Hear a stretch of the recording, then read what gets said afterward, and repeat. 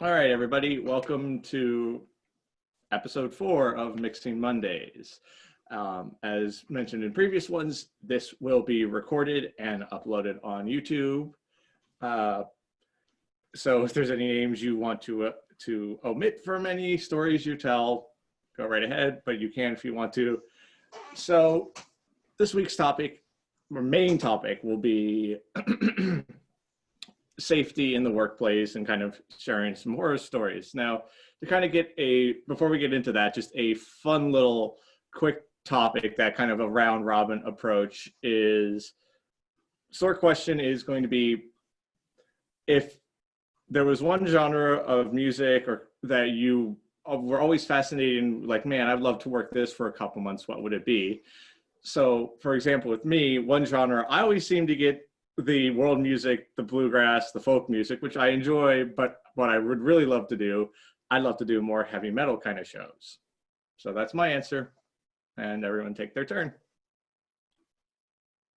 I can go next. I was just thinking something I've never worked with after college would be like the world music thing that you were talking about. I worked one show in college with tabla drums, like the Indian hand drums, and just miking those up and figuring out how to make those sound good was so interesting at the time. It'd be cool to do that again.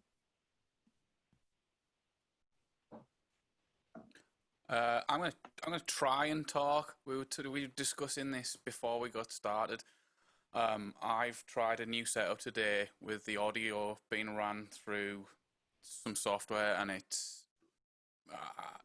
I've made a mistake. Sounds good and crisp. Oh yeah, it's fine. But if I don't turn my own headphones down while I'm talking, then I have an aneurysm. And that's a bad thing. Yeah.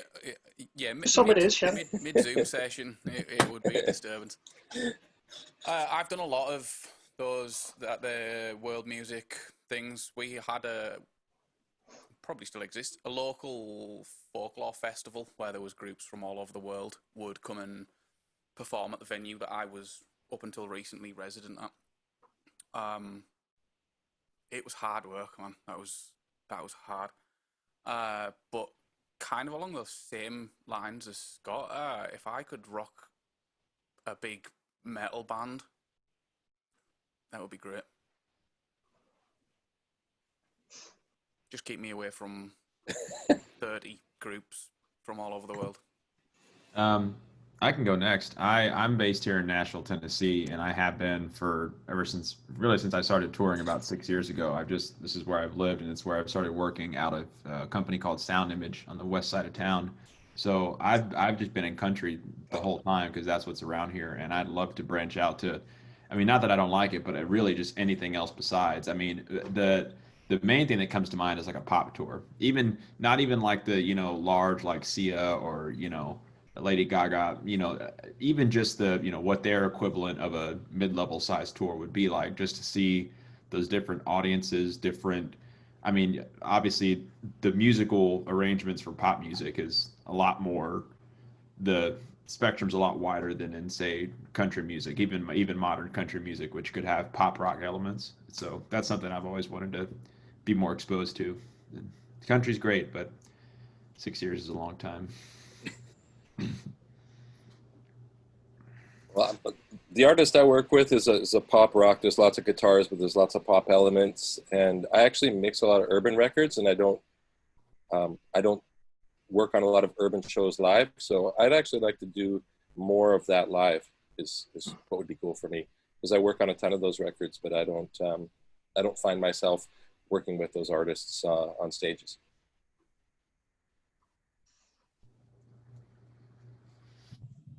All right, I guess I'll go next. If I could do any more mixing, I would probably do funk. I grew up a horn player. I love horns. The more horns, the better. So I would love to do anything with like a whole like horn section, trumpets, saxophones, trombones. So that's kind of what I would love to do more of. Cool. What about you, Elliot? There's loads. There's a band that I really want to work with, or I have worked with as a venue tech, and I really want to get the kind of touring job, and that is like a heavy rock thing, but they use track, and it's female vocal, and it's quite, the melodies are pretty pop. So like really riffy, heavy stuff, but with melodies on, I love. Okay. And one of the weird things I discovered as well, probably one of my favorite things to mix, is gospel.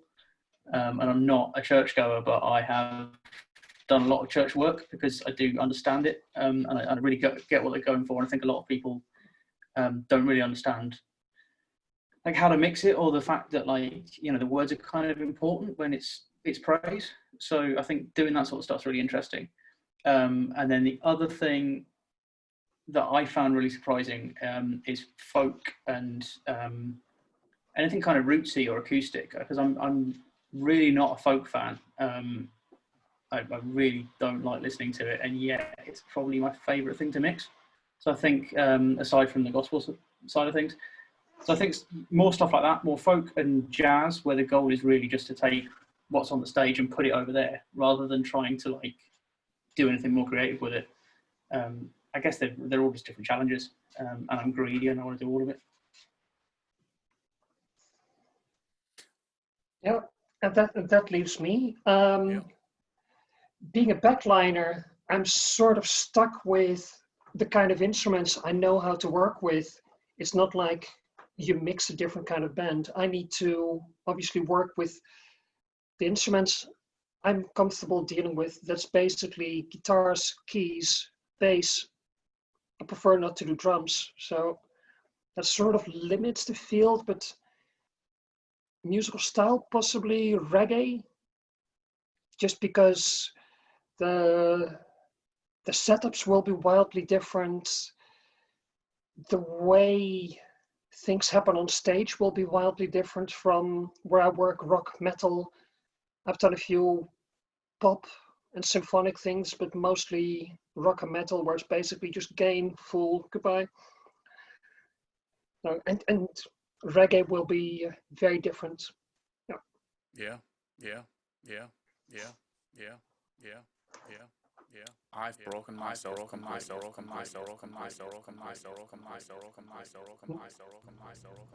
You invoke the spirit of reggae, that's what happened there.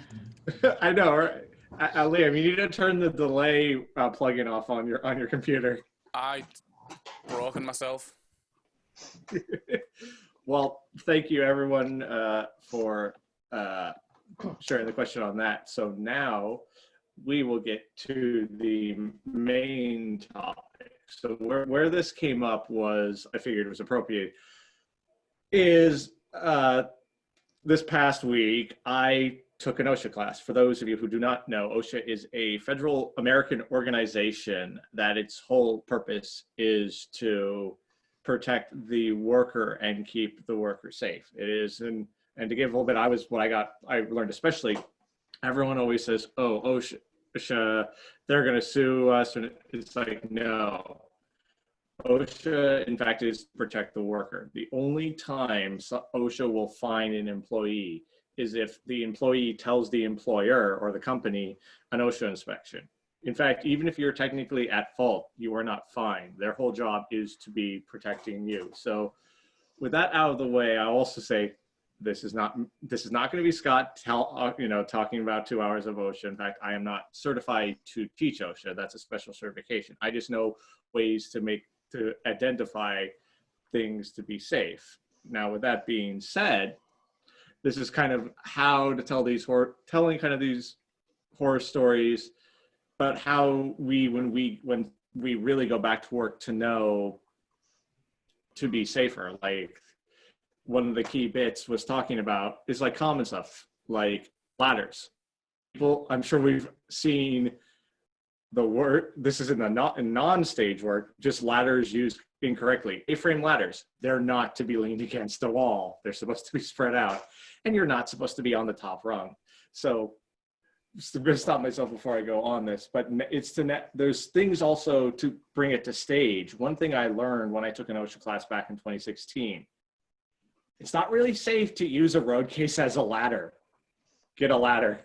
I've seen this several times, and when shows come through, both from the world, mostly from the travel crew, but where they just, and I'd ask them, brother, sister, I will get you a ladder. I will drag them from the back shop. I will get it. And they're like, no, I'm fine. I'm just like, no, please. So I tell that story. I'm sure we all got plenty more. So before I go on a long rant, let's just start with people where they found something to make it safe, or they just encountered unsafe things, and figuring out how hopefully when we come back into our industry, we can also make it safer. I wouldn't mind starting off if no one else minds. The last real tangible example I have is last April. We were doing 2 shows in Florida. It was a Friday and Saturday. They were both in these different towns, but it was the same promoter doing both shows, and they were both outdoors. And on the first day, on the Friday show, it was, you know, April in Florida. There was rain on the forecast, and so we planned for it, and, you know, had all the weather protection. But it turned into a pretty big thunderstorm. And what actually wound up happening was we had a 10 p.m. Hard curfew to go up against. So by the time we basically just kept pushing back show start until we literally wound up playing a 25-minute show because we started at 9:35. The reason why we didn't just cancel was because the promoter, you know, kept coming back to us. You know, I'm the production manager for this tour, so he kept coming to me and the tour manager and talking to us about, hey, you know, we don't want to postpone, we don't want to cancel, we want to do the show, you know, just play, you know. His justification was, man, even if you only play 20 minutes, you know, just play the hits, give the people something. I think it was because he just didn't want to have to pay people back. He didn't want to have to deal with, you know, postponing all of that stuff. But what wound up being a really big question coming up during that whole process was lightning, and what lightning meant for just a show stop, a show delay, and a total like show cancellation. We kept hearing from multiple people, multiple different things about what the, you know, okay, if there's lightning within this radius, then we have to stop for this amount of time. And if it comes back again, then, you know, within this interval of time, we have to stop again. And there was no real central, like, here's the documentation, here's what you do, you know, here's a radius. You know, we all had different phone apps that, you know, showed different stuff as far as, oh, there's lightning 2 miles away. Actually, it's 5 miles away. And it was a kind of disorganized, like, we were all just trying to figure it out as it was happening. We got through the show, you know, no one got hurt or anything. Lightning, the storm wound up passing, and we played our 25 minutes. And the next day with that same promoter, everything was totally fine. Beautiful day. So I was just curious if anyone had either been in that situation before, or if anyone knows where we can find actual, like, hard documentation on things like inclement weather and what that means. Because I'm pretty sure it's an event by event, or even a promoter. I'm sure it's so different for each situation, but maybe even just knowing where to look for the documentation next time, you know, something black and white that we can all follow, so that if we're in a situation like that, we're not, you know, putting people at risk if we don't have to. So yeah, I had a very similar show out in the middle of nowhere, and I was with the company that had brought the stage, and I was doing monitors for it. So I was doing a lot of jobs, but I was also really new too. Like I'd only been with that company for 6 months, and you know, I was like 21 years old, and we were working this show, and lightning rolled in, and people kept asking me, like, when do we have to cancel? When do we have to postpone? And I just kept looking around like, really? Am I the top rung on the like ladder here right now? I'm the one that you're going to? And I had no guidance for like what the rule was or anything like that. You know, it's a big metal stage. I didn't want to be responsible for that. It was crazy that there was no leadership on that, no guidance, as you were saying. I would love to know if anybody knows some hard and fast rules there. yeah. I wouldn't be surprised if in the US it's state governed, like each state different rules. In music situations in the US, I've never come across it, but I've run sports events in the US, and we actually had one of these lightning radars, and there we had a very strict rule. If it's inside 5 miles, if it flashes, show stop for 30 minutes. At 20 minutes and 55 seconds, another flash, show stop again, 30 minutes delay, reset the counter. I've only done a few festivals in the US or shows outdoor, so I wouldn't be able to tell much about that. In Europe, there seems to be very strict rules, and I've actually been, like, I was always the designated person to come to, like, I would do the show stop towards the band then. There's a few countries with different regulations, but wind speed, especially in tents, festival tents, stages, that's an even bigger issue than lightning. Just the wind speed. If it's just a gust, it's fine, but I think it's like, Lim, you probably know, I think it's 30 or 45 miles persistent winds in the UK, showstop. And each of these festivals actually has a wind meter up at the top with a display. Oh, yeah, no. Wind's too strong. Like last summer, we've done 8 festivals. 6 of them were cancelled and then postponed. At least our show was. We've done one show at a festival and 1 single show that was not somehow weather compromised. Like, hey, yeah, come back tomorrow. We'll find you a spot. Yeah, but what about our flights? We'll find you a spot. It's taken care of. But it was a special summer. Oh yeah, I can see all the LEDs moving. Time to leave the stage again.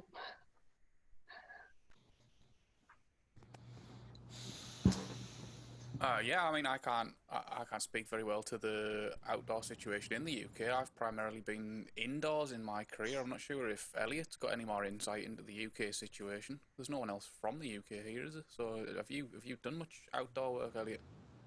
Yes and no. So the interesting thing on this discussion for me is because historically I've been at the lower end of the budget of things. I have seen all sorts. There's quite often just there is nobody in charge. It's not just like they're turning a blind eye. There's a lot of events.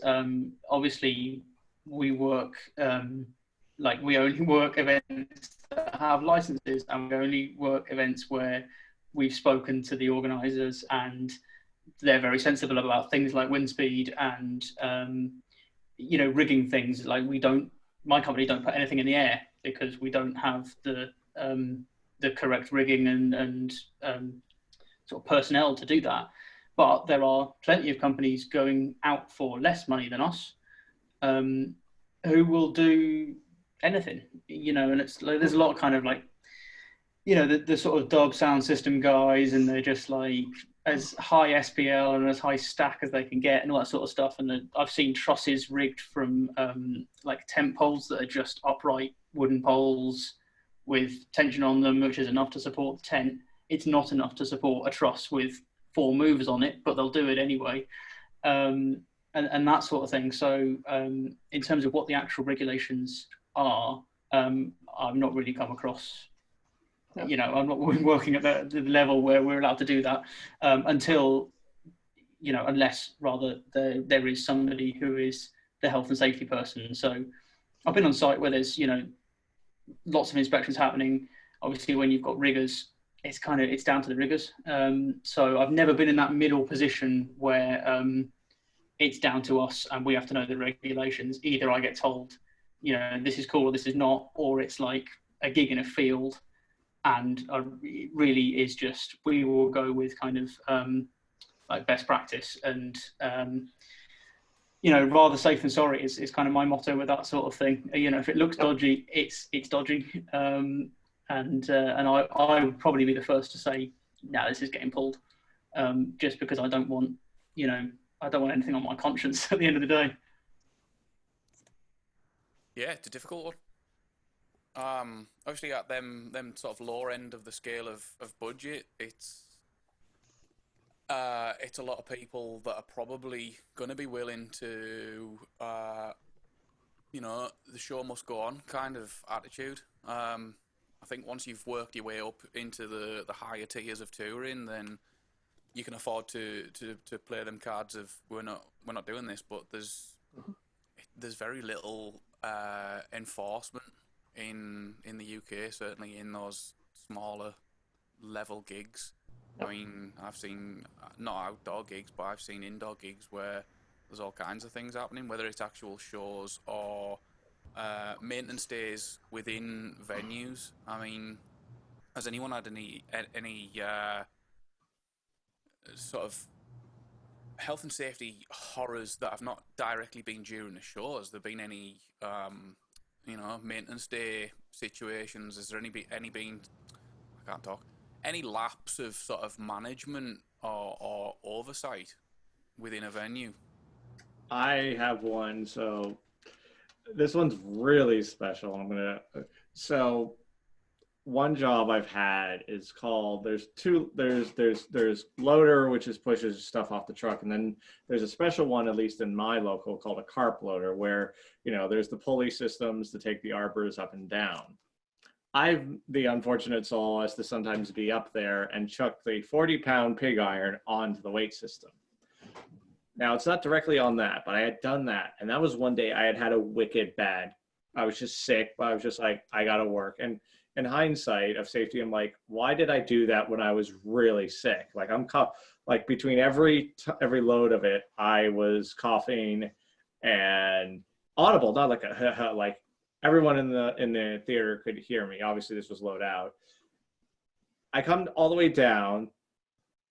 The flyman / master carpenter says, I rarely pull the seniority card, but I'm going to do that now. And he basically had me empty the shop vac that had been used to clean up a whole bunch of sawdust. And he gave me no respirator, didn't tell me where the respirator was. And just that whole idea of like, first of all, that you played the seniority card, which to me, that's a whole nother topic. But it's like, I've been coughing the whole entire call. And that he then had me do something that would then affect my lungs even more, not going, hey, I'm going to do this one time, but you owe me for next time. But just he walks away. And I was just like, wow. And I think, so that's my kind of story on it. And what I learned on it is when you're sick, sometimes for you, the show shouldn't go on for you. You either say someone, you're going to have to do my job for me, or tell whoever is your hiring person, be like, you have to find someone else. I can't do it this time. Yeah. If you drop the ball, somebody dies. So we as crew are usually in that sort of make or break positions. We should be allowed and empowered to actually make that call.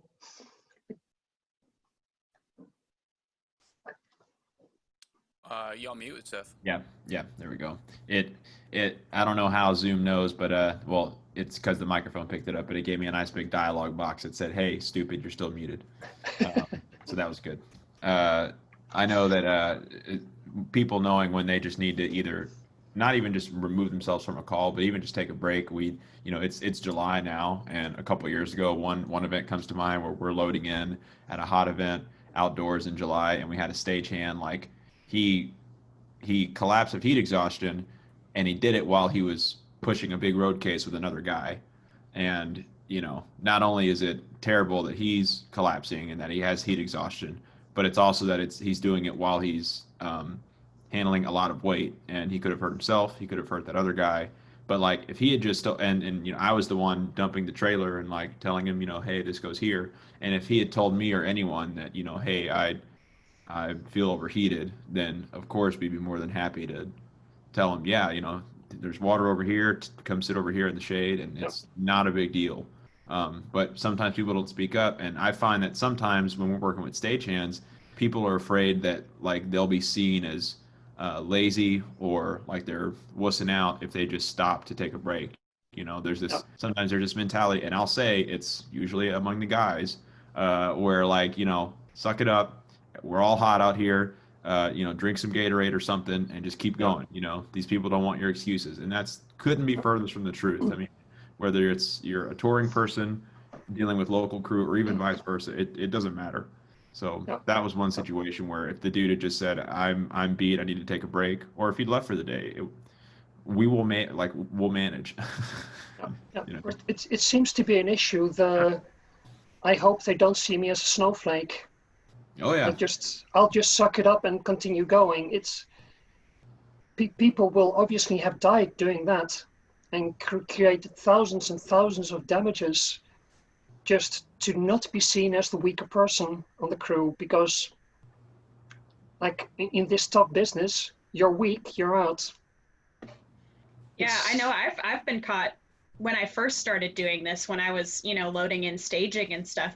I would pick up things that I really should have gotten a second person on, just to not be seen as the person that needs help. I think especially as being like the only woman on the crew, you especially don't want to be the person that's asking for help, and potentially getting judged for that. But man, it's just not worth it, to look cool and strong. No. Mm-hmm.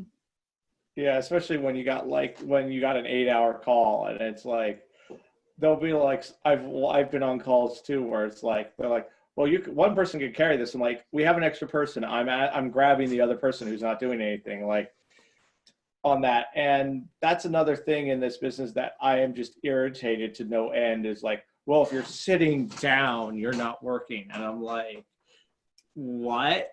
Like, I understand if like there's work to be done, but it's like we've all been in the hurry up and wait scenario. And it's like, no, don't sit down. I'm like, there's nothing to do. I'm sitting on a road case, being alert. Let me sit down and not wreck my back. And that whole, that just is like, that second half attitude is also like kind of, again, I can't quote it, but in the OSHA course, it was like talking about ergonomics of knowing that on also the flip side, like as many of us are mixers, but even in ways because one guy was talking about how he went from a stage grunt and then he worked his way up to a mixer, and he said, yeah, now that I'm a mixer, I'm finding I'm having more physical problems because you're sitting. So what I kind of do to alleviate that often is I first of all I try to get the tall chairs, and I'll mix standing up often and then walk around the venue. And it's the same thing as like knowing also when sitting too long is a bad thing. And there's a study saying like, well, that apparently office workers are just as bad because they're sitting. So without getting too much into that, is just also knowing the ergonomics of working. Like there's a great bit, it's like, don't lift if you can drag, put something on wheels. If it doesn't need to move, don't move it. So it's that kind of idea of efficiency of motion in the workplaces. And it's already, even at the house, like there was like just things like, how could I do this with a much more efficiency? And I think, again, using this time, trying to put a little focus back onto is like, how can we also, we tell these stories. While I've been trying to look through this notebook, somewhere there is an actual, I think it's a college or like it's a sanctioned organization that has accurate weather reporting for lightning. So when those situations do happen, as someone who lived in Florida for 13 years, I know storms just come out of nowhere. So there's an accurate, it's a bit of a cost, but like, for example, if you're on a movie shoot, whoever's the shooting company should have bought a license for this program to then call up, say, hey, where was the lightning strike and how long till the next one, and give you all that proper information. Do you have any links or anything to that program or that organization, Scott? I've been looking through my notebook for it, so it's somewhere in here. I will find it. It's just frustrating because I know I wrote it down. Yeah. About the ergonomics, in the Netherlands we have this. Well, let's call it the Dutch version of health and safety. Anything under 50 pounds, you can carry on your own. If it's 51 pounds, 2 people. 100 pounds, 3 people. 150 pounds, 4 people. How many people carry 200-pound cases on their own? I think that's a really good point, and I've got plenty of those stories on both sides of for my kit. I can carry everything that I own on my own, and I can do a loaded on my own. It's almost you can, Yeah, I can. Yeah, exactly. But the point, that's a grey area. But certainly, if somebody's working for me, I do not expect them, just because I can carry a sub, I don't expect them to carry it. And they're light powered subs, so we're not talking like Twin 18s or anything daft. But I think there is an expectation that people put on themselves, or sometimes, other crew or other production managers put on people that, well, so-and-so can do it, so can you. And it's like, well, we're built differently. We have different strengths. We have, literally in that case. And I think it needs to be clear that, if something's too heavy for you, you need to be able to say to your crew members, look, I can't lift that, and if somebody says to me, I can't lift this, could you give me a hand? And it's something I can lift on my own. I don't mind lifting it on my own because I'm comfortable with that, and they can lift something lighter, and that's fine. I think there does need to be more of an acceptance that that we're not all superhuman, and you realise that the people that haven't done that, they get older and they really start to have issues. Yeah, exactly. You only get one back, so you got to kind of look after it, I think. And a lot of people haven't, and a lot of people don't. Yeah, and often in the situations where I've been either the department head or a leader and stuff, I will tell people, like, first of all, don't be a hero. If it's too heavy for you, ask somebody. I also tell them this. I'm like, I rather feel like when event I worked where when AV company was bringing gear in, I told our volunteers, I'm like, I rather fill out a insurance claim than workman's comp. So if something's falling, don't try and catch it, let it fall. And even the guy from the AV company is like, yeah, all this stuff's insured. I rather it break than you. But yeah, so always giving that speech to just tell them, like, don't try and be a hero. Worry about yourself and that kind of shit.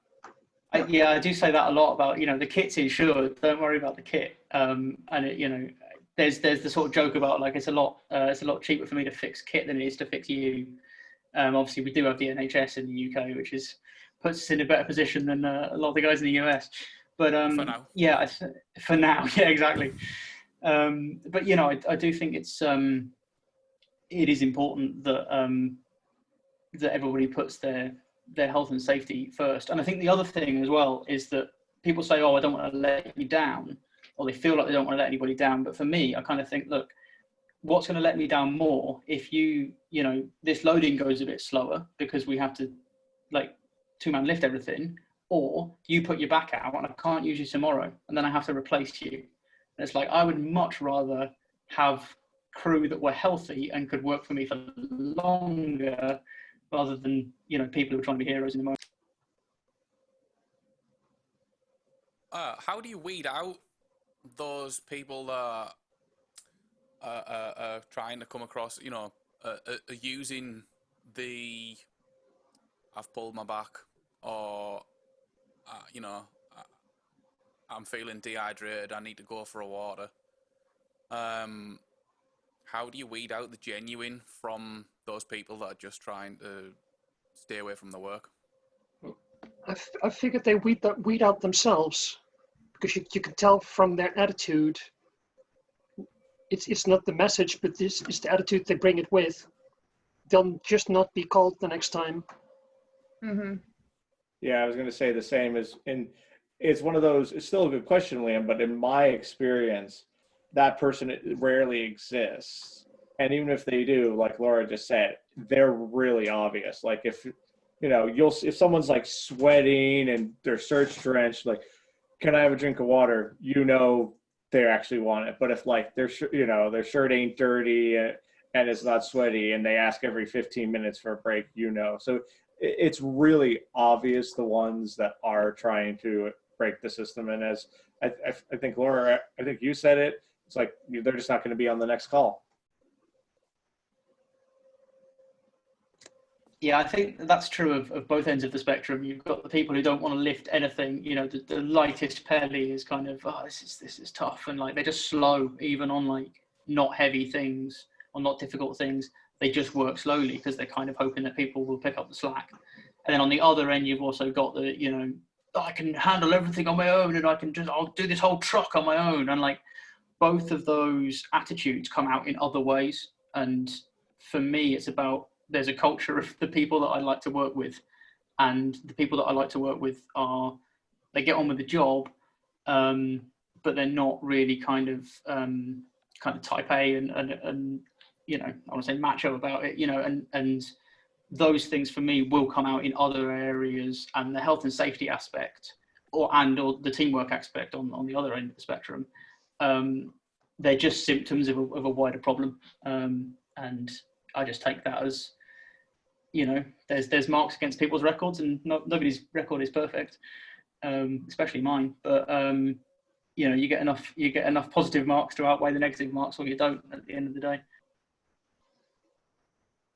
And just another thing to kind of continue what might be an interesting discussion if we don't really have any more incident stories that we can recall, is what it also talks about is just not only from fellow employees, because we've all can probably tell some story, but also just like where I've seen shows come through and I go, who approved this? Like, why is this like engineered so badly? Like, I will give a perfect example, and I do not mind name dropping it because it name drops only the show, not the company.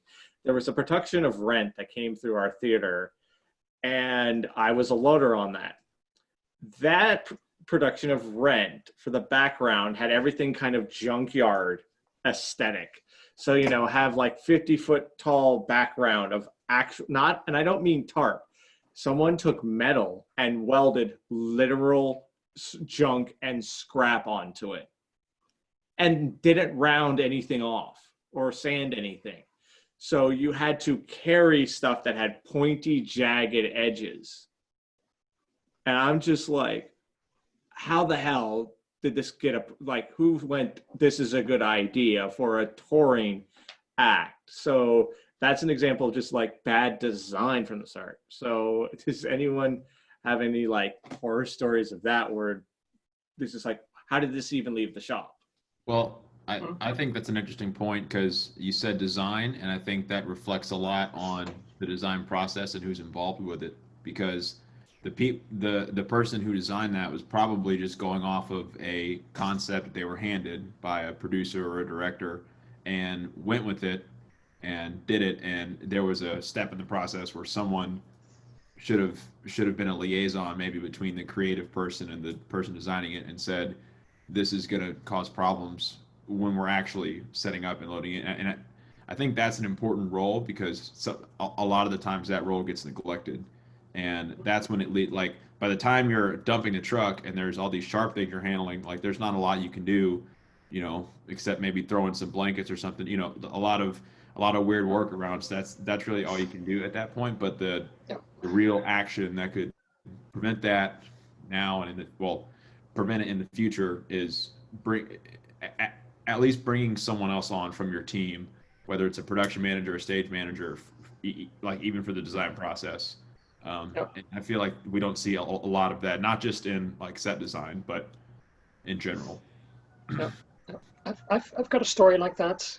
I did a 2.5-month tour with a set design by the production manager that was and dangerous and heavy and non-modular. It was steel poles with sheet metal welded to it, that was separated at, what's it, about 10-12 foot segments, and they were dangerous to handle.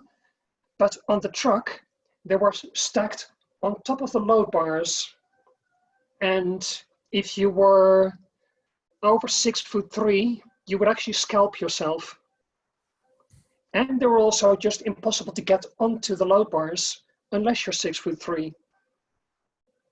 And we did 2.5 months with that stuff. Good news for me, that one. It if was I stand good. up straight, I'm almost bang on 6'3". Yeah, I've also dealt with touring shows, both musicals and music acts, that it's just like, whereas a loader, it's like, oh yeah, you got to get some pretty much almost a carbon, not a carbon copy of your situation, Laura, where I'm just like, you know, you're like this, and I'm just like, someone then has to climb up and then kick it or lift it, and I'm just like, there's got to be a better way to load this, like some of the better way. Yeah, I'm like, I can see why you need this for the show, this piece, but I'm like, putting it up here like this is the stupidest thing. But that's also, I found with musicals, they pack their trucks to the gills, and I'm just like, why do you need this much crap? I remember again what it was with the things. The poles themselves weren't actually dangerous. It was the steel feet welded to them. So that the feet were actually welded to them. So it was a full height Arctic with the load bars at the very top. So you couldn't actually handle the poles, but the base plates, they stuck out, and they were the dangerous ones. I remember it again. It's like, why have the base plates leaning in midair, sort of at this height if you're tall enough? Yeah, it was so insane. And that production manager is someone who's actually worked for a production company for a few decades. You would expect a cleverer solution, I think. But no. There was a guy I used to work with, and he lost his fingertip with some truss that was stacked in the back of a truck. Sounds similar to that situation. And one of the top pieces slid off and went straight over the top of his middle finger and took the tip off.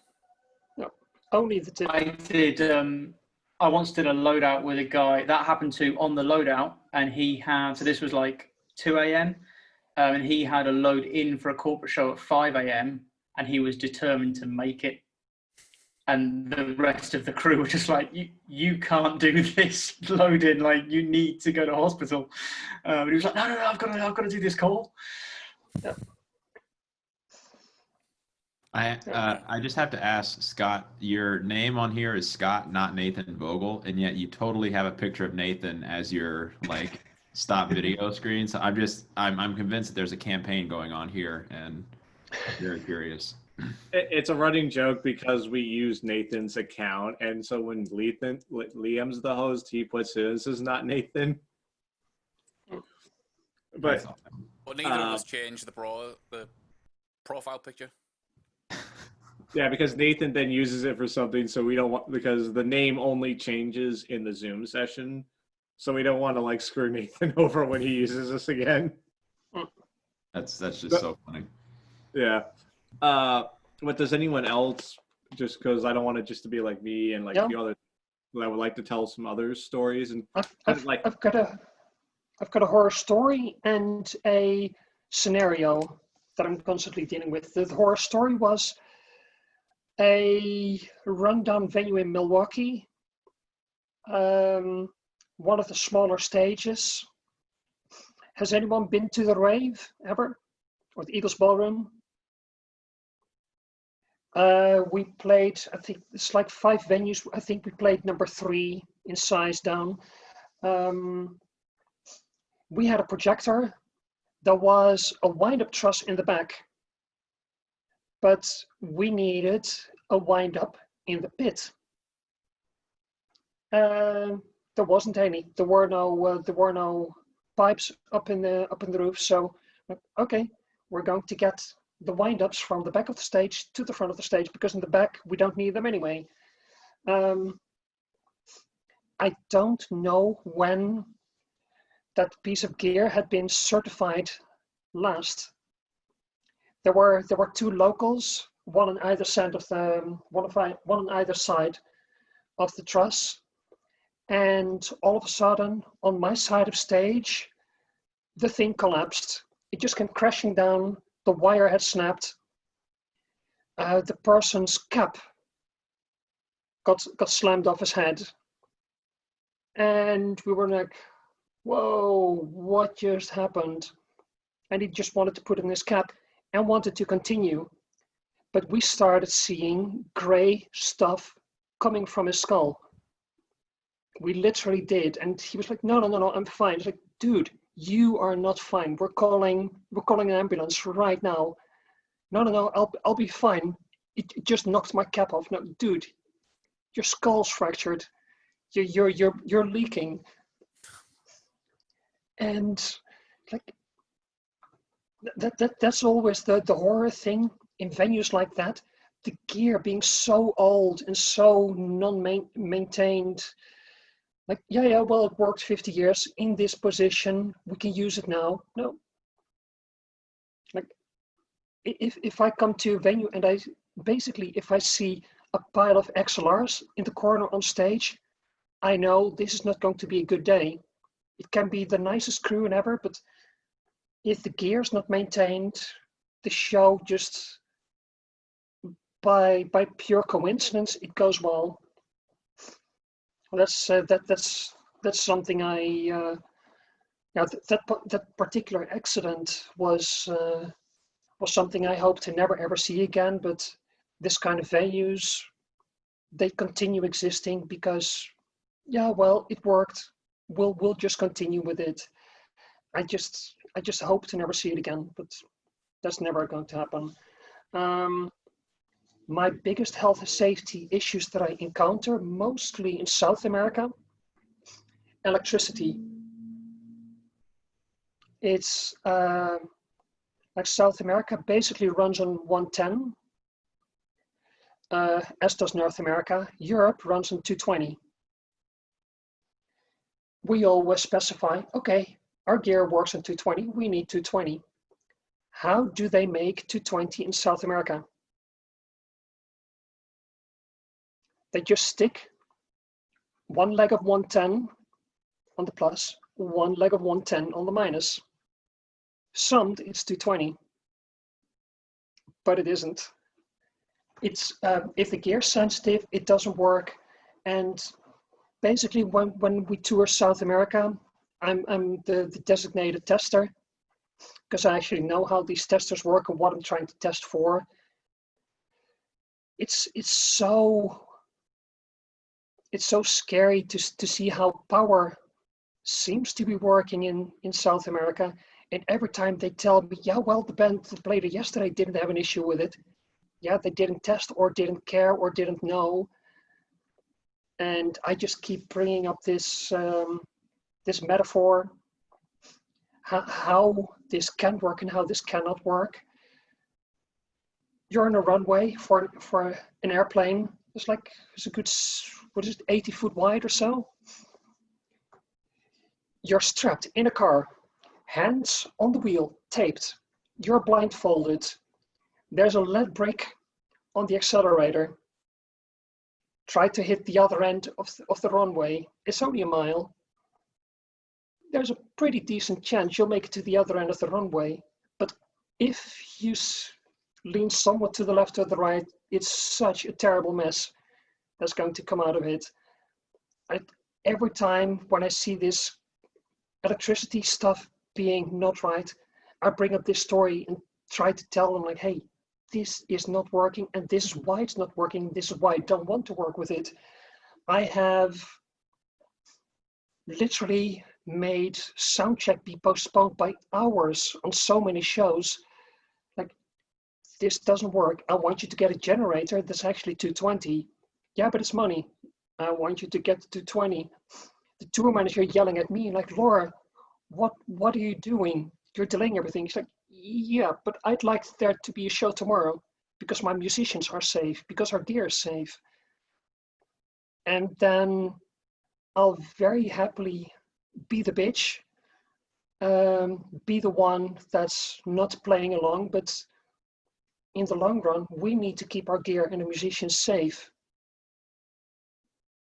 If this is what it takes, I'll do it.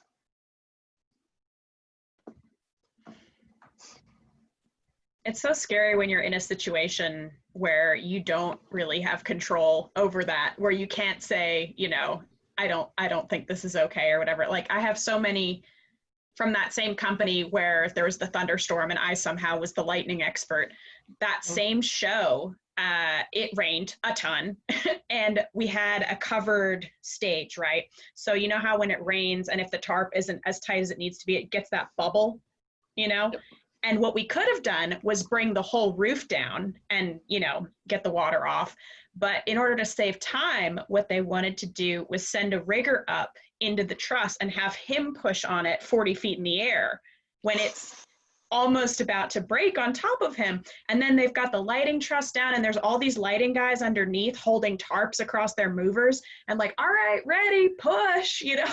And meanwhile, I'm standing over at the monitor desk like, how can I stop this from happening? I don't think I can, you know. We've gone too far in this direction, and luckily it turned out fine. But just so many of those situations where you're watching it and you're thinking, this is not okay, but I'm not the boss of this situation, you know, and I don't know who is the boss. I think that was the problem in that situation, was that there was nobody in charge. It was just everybody trying to, you know, figure out how to make the show happen and no person in charge of the whole thing. It was crazy, crazy, crazy.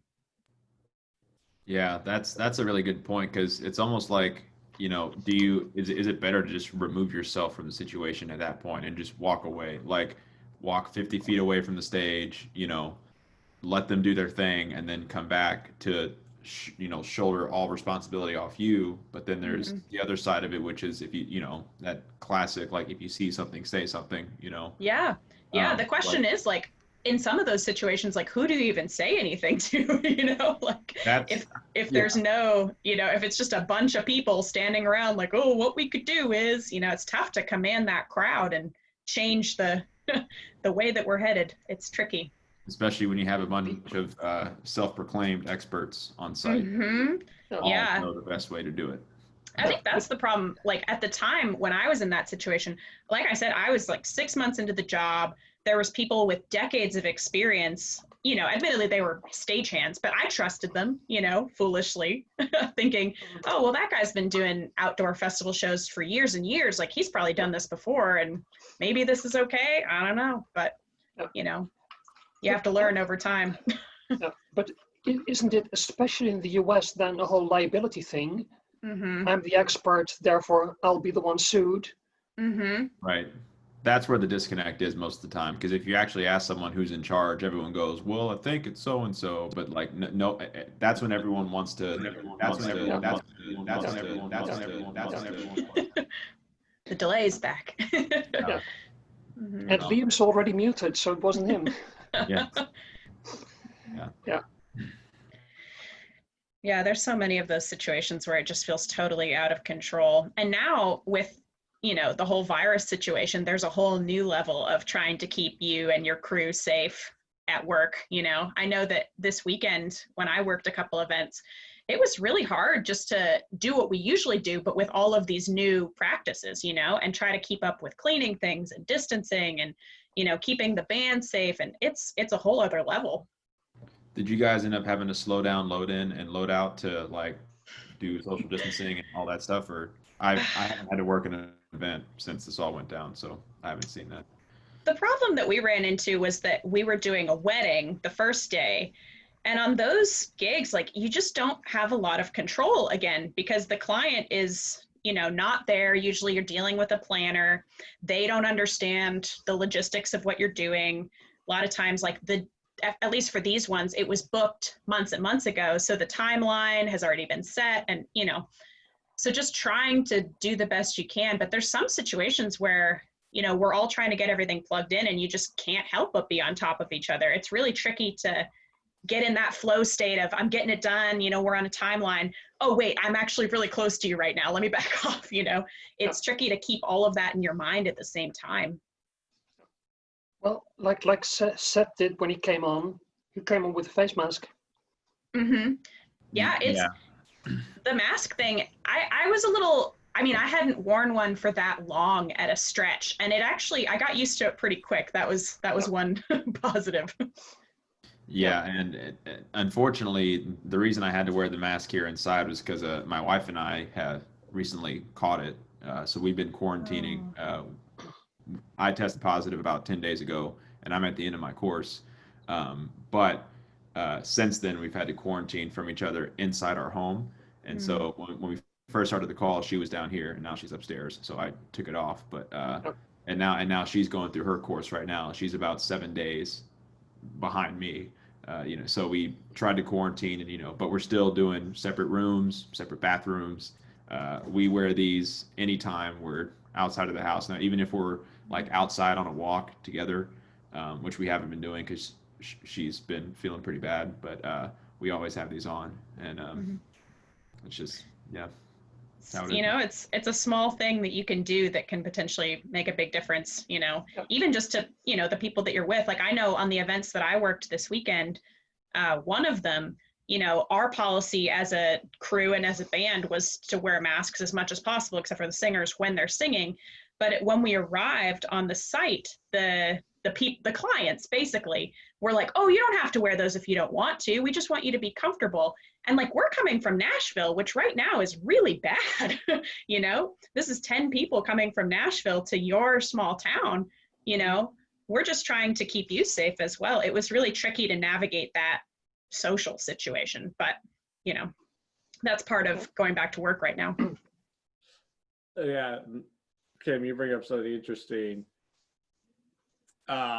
Kim, is someone was talking about, like, I remember, I think it was during Life Sound Summer, something was like, oh yeah, in a couple of months we'll be back, and I'm like, because it's like, and even that is, my concern is like, take away the attendees. I'm like, you have, I can't speak for others, but like, my local, half of them will not wear gloves. And I'm like, if you have a group of a profession that won't wear basic protective gear, how do you expect them, unless a law comes down and says it, to wear masks?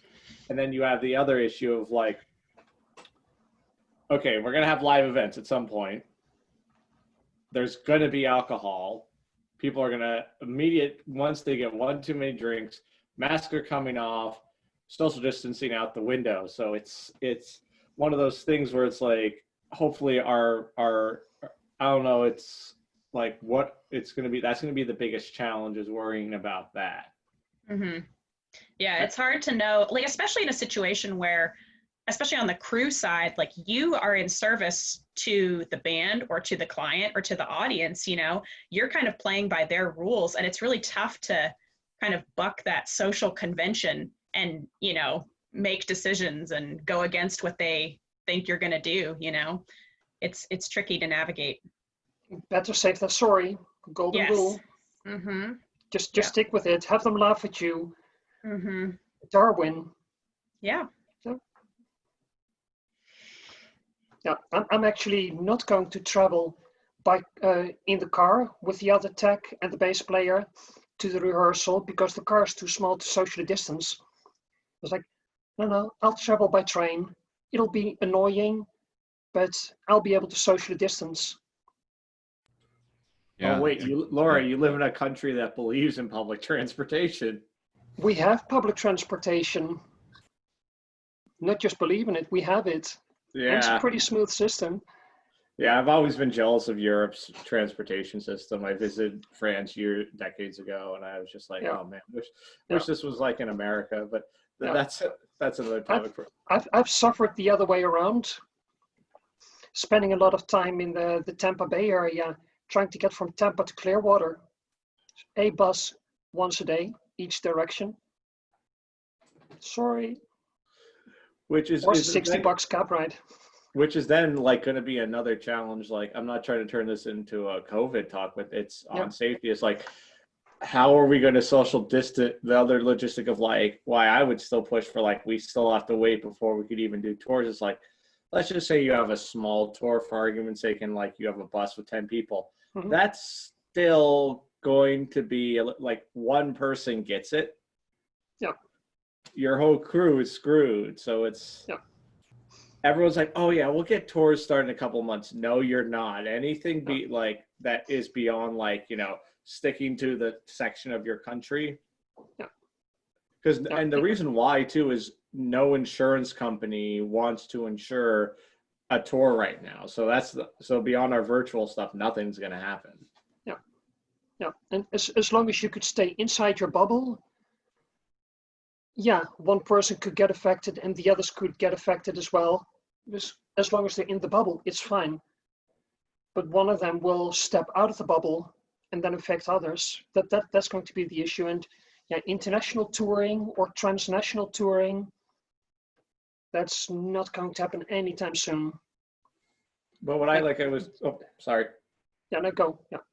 I was just saying is, and like, again, this is not meant to be like, let's find solutions, but just the idea of like, we're going to have all this time because it's going to be a while till any kind of large scale touring is like figuring out, and this will probably pop up again in future talks of like, well, what can we do as what little bit we can do, but just to know when we eventually do get, like, how can we ensure when we get back out there, we're going to be safe in both COVID and not. So it's just kind of an idea. Like, I'm not asking for anyone to give me an answer on this idea, but just like something we can start to think about, because we're still going to, like, some of us are lucky to have little gigs here and there, but we're even still, I'm sure you're not going to be as busy as we were before this. So we still have time to, and already you can kind of make notes and figure out like, well, what can we do to continue to improve this? Because I saw a picture scrolling through LinkedIn of like the Dubai, some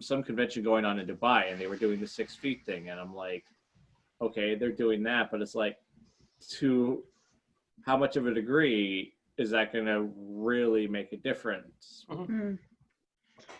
No. I think one positive thing that I've already seen with the employer that I worked for this weekend is that they're already considering adding a lot more people to their roster. Like, we're talking about sick days and how you shouldn't be afraid to miss a day if you're sick or hurt.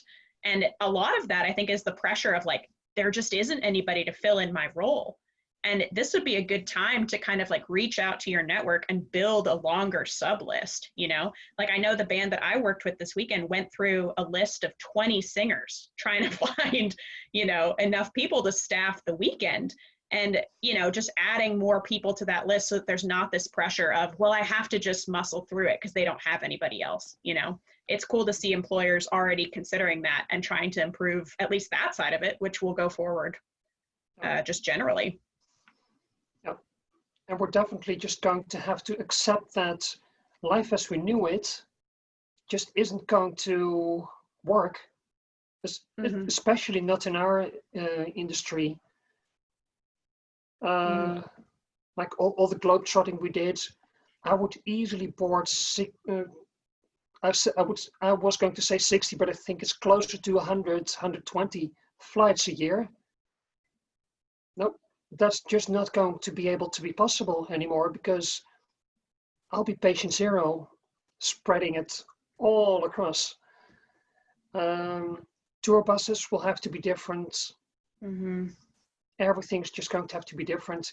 In Europe, they've actually started doing drive-in shows with FM radio.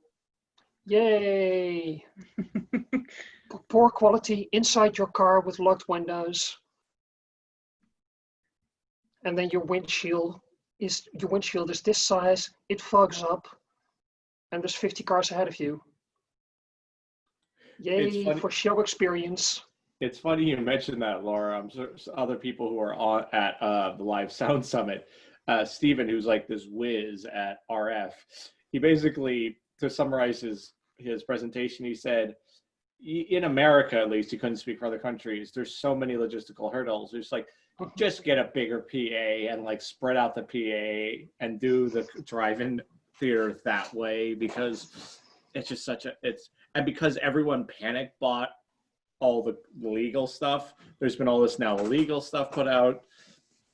But it's interesting too, Laura, you mentioned all that, is like, this also kind of brought up a topic that'll kind of be more on the mental for next week, but for the physical is like, we all know we're supposed to get 7 to 8 hours of sleep, but whether we're touring or the local crew and it's several days in a row, we don't get that. So it's like, maybe my little hope is that the industry wakes up and realizes we need to have more, not a union, because that I know that word turns people off, but it's like, for example, the best example is pilots.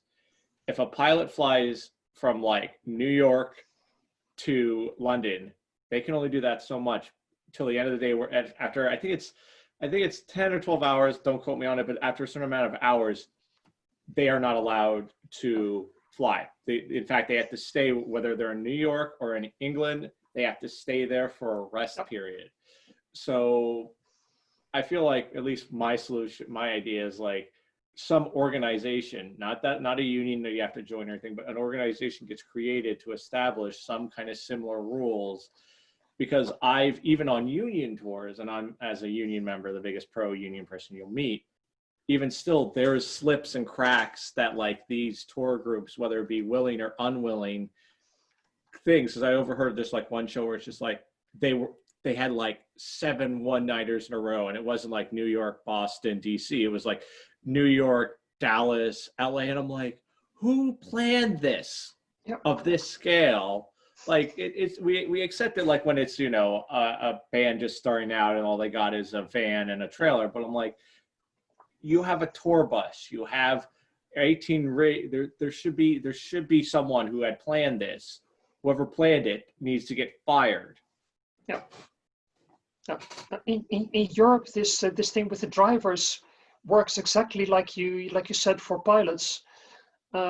We have driver regulations that tells you, what is it? If I want to summarize it, per week you can only do 6 days of 8 hours, but 2 of those might be 10-hour shifts. Your shifts need to be interspersed with a 45-minute break every 4 hours and 2 15-minute breaks for the other sets. You can, however, do this without the extended breaks, but then you need to be off the wheel for 2 days every fortnight. And tours are built around it. There's some tour companies in the US that have started doing the same thing to sort of mimic it, and not because of a union, but because they saw, hey, this is cleverer for our crew, for the bands, and you don't do these crazy overdrives anymore, even though the drivers are like, yay, overdrive, bring it on, because that's where they bring home the money. But yeah, these regulations do exist, and as far as NHS stuff goes, that's only nationally organized, or in the US, probably state level. But these drivers regulations are Europe-wide, and every single country abides by it. Because if you get pulled over, that's such a big fine. Yeah, Laura, I'm pretty sure in America we do have one, because I've been told, like trucks, they have like this timer that if pretty much it reaches over X amount, the thing pretty much knocks it into low gear and you have to pull over. So that exists for the truckers, but the challenge is we've all been there where the show got in at 8 a.m., loaded in.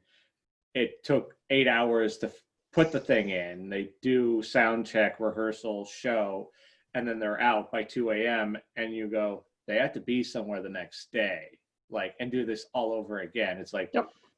Take mental, because I'll be next week, but take physical health out the window. That can't be good. Nope. Let's see if I can do this. I'll see if I can talk without this latency tripping me over.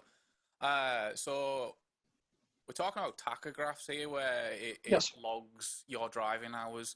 Now, I'm not sure what the regulations are in the rest of the world, and to be honest, I'm not even sure where this still stands in the UK, but it did at some point, that there was tachograph exemptions for certain vehicles, even at the kind of size that you would expect to have tachographs.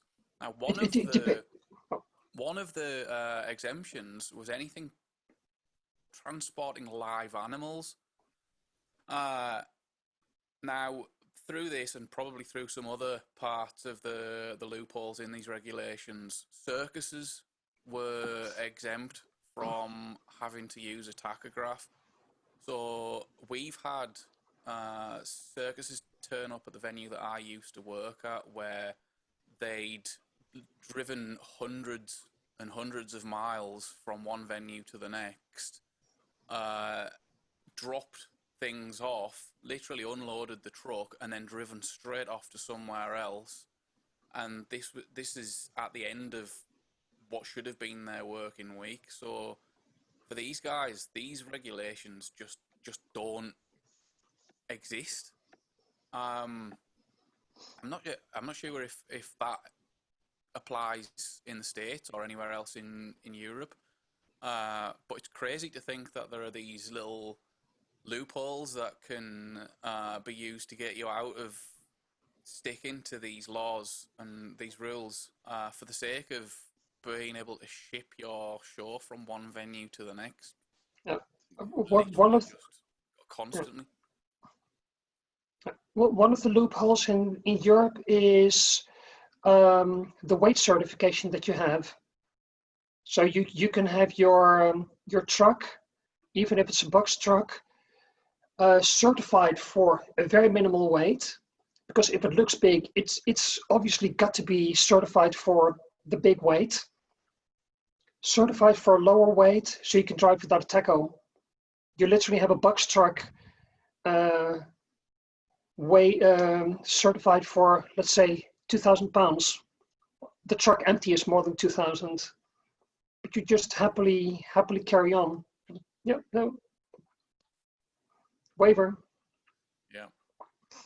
See, people will find ways around these things, and we're talking about all these rules and regulations that are there to keep people safe, and yet whether it's employers kind of forcing things on people that are working for them, or whether it's enterprising show owners that are trying to make the most out of their show and get it to as many venues as possible in a given week. There's going to be people constantly finding their way around these things. Yep. Somebody brought up the concept of consequences, though, or Laura was saying that there's a big fine. There, like the OSHA thing, that's really where it gets serious, at least in my experience in the States. Like I had an employer that anytime that we were doing anything, even remotely questionable, OSHA-wise, I'm talking like forklift in the warehouse type shenanigans, they would have one of the new guys stand out in the parking lot and just make sure that nobody was coming, like just in case OSHA was going to come. So, like these fines they motivate people, but yeah, people will just try to get around it no matter what. I know I'm driving Scott crazy even bringing that up. Don't worry. I'm not there anymore.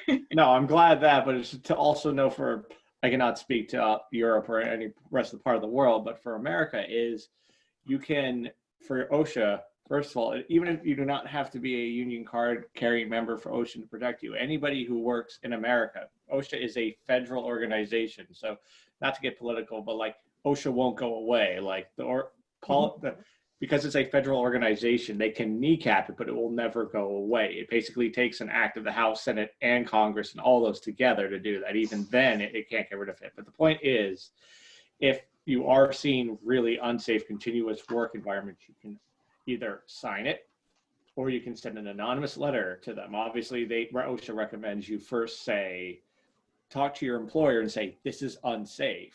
And now if they go, whatever, the show goes on. You then call up your local OSHA office, even now, and then go through. There's a whole process. You go online, you find your local OSHA office, and they will go in. And there's a great law that still exists to this day. You cannot be wrongfully terminated because you reported an unsafe work condition. So that's a piece of knowledge I wanted to give out there. So just knowing that and saying, if someone goes, oh, well, what are you going to do? Call OSHA? Yeah, and if you fire me, you're going to get fined for it. Protect the whistleblower. Exactly. God, I wonder if that also applies to people who are independent contractors and who may not be protected under equal opportunity rights like employers are. I mean, you'd think it would be because OSHA, like you said, is federal, and these rules would apply to anyone working, as in the country. But that raises an interesting point. I am 90% sure that it also protects contractors. The only thing the OSHA, to my knowledge, because I also watched a presentation that was focused on our industry, I think the only people that OSHA doesn't affect is salt miners and coal miners and agricultural, but there's a whole organization to that. And one of the few things I wish OSHA could do is like, I got lucky because I am a union member. They paid for the class, but I'm like, OSHA, in my opinion, should be free for anyone to take because it would make everything a much safer. But that's a whole nother topic on that. But yeah, even if you, Seth, if you do encounter something, even if you call up your local OSHA office, they will probably say, even if they can't quote unquote do anything, they can send someone in there. And like, let's say a venue you work at all the time has unsafe conditions. They will go and do an inspection. So let's say, for example, the catwalk has huge holes. They'll go up there and realize you have holes in your catwalk that should not be there and you do not have proper. So even if even if they try and hide the problem, OSHA's still going to come in and look. That's how it should be. Just knowing that there's an opportunity to, get them to at least come check up on things. That's good to know. Because sometimes you don't think like, oh, if I call and they're going to come and, we're not going to do it that day, so it's not going to do anything. And then everybody's just going to be mad about it. But even just knowing that OSHA called, oh, we should probably tighten up the ship around here, that can make a big difference. Yeah, because they were telling stories during the presentation where unsafe work environment, but then OSHA came in and almost overnight, that's one of the quickest motivators for a venue is when it's like, oh, OSHA came through, crap, because they can keep finding them. But the other thing, though, just as a side note, OSHA will not come the next day. They will only come the next day if someone has died or been seriously injured, just because they get so many cases. But if you tell them, yeah, this is like day-to-day unsafe, that will still put them, but they're not going to come next day unless. But it's still good. You could tell them, say, hey, I called OSHA. You really sure you want to keep doing this? Because yeah. And also the other thing, when OSHA visits, if they come, you can talk to the OSHA person privately. Your employer does not have to be with you. So, and you do not have to disclose to your employer what you told the OSHA inspector. Do you know if, as far as calling OSHA, if they're only available during normal business hours, as far as like most local centers? I can't quote on that. Unfortunately, that was not brought in. Sure. Yeah, that's a pretty specific question. Right, because I understand our business operates at really weird hours. On the weekends. Yeah. Yeah. So, but again, it depends on what the scenario is. Like I said, if like someone is like, this has killed someone or has seriously injured someone, you damn bet someone's going to jump in, like they'll be in there the next day. It just depends on the severity of it. They'll still put a priority to it. It just depends like how quickly will they dispatch somebody. Yeah, something to look into, I guess. Yeah, well, I'm guessing, Seth, there's some of your workplaces aren't the safest. Well, it's just like when I'm on the road, sometimes we come across county fairs or something where the stage just isn't that well put together, or it's just one of those situations where you walk in and that it's the same guy who's provided the stage for 20 years and the fair uses them. It's not a staging company, it's not a stage line product or anything, but that it works and that's why they do it. But then the question is, okay, well, as a touring person, I want to say something and I want actionable things that will actually make a difference. I mean, I could just complain to my crew or even just complain to the promoter. It's probably not going to change anything unless, I'm willing to involve someone like OSHA who can, get results to happen. But then in that scenario, if you're, pull up on a Saturday morning to do the show, you're probably not going to get someone from OSHA out there that day or the next day, like you said, because no one's died. But then, the question is, well, is this just something that's going to benefit someone else down the road? If they do this every year and they're putting up this scaffolding or these roofs or these staging that is crap and unsafe, and at that point, if they do come, if OSHA does come in a week later and they, find all these problems, and they require those people to make changes, does that involve you in the process? Since you were the one who called them, 6 months or 4 months down the road, are you going to get a phone call from someone saying, hey, we've got this claim that was filed? And personally, I'm willing to, answer stuff like that if it makes someone else safer in the future. It's just, it's very interesting, and it's definitely something that needs to be explored more, because it's safety, and safety is pretty much always worth it. So what you could probably do in that scenario, so let's use just random days just to make our lives easier. Let's say in September, at the end of September, there's a fair, and you know that it's going to be there. Today, you could call up, and let's just say for argument's sake, it's in Indiana. I'm just picking random states. You call the Indiana OSHA office and say, hey, there's going to be a state fair on this date near you. Can you please send somebody? Because I've known these guys aren't going to be putting up a safe event. Gotcha. So that'll probably increase your chances, because they can then go, okay, we can plan that out, instead of just saying, oh yeah, we're here today. Sweet. Yeah. And you do have choices when you do submit an OSHA claim. You can choose to make it anonymous and just say, I'm submitting this just to make things easier. But when it's signed and you have your name on it, that then gives it more validity. But they will not, if you do not want it to be known, you can just say, this is unsigned. I wish to remain anonymous. Good to know. Yeah.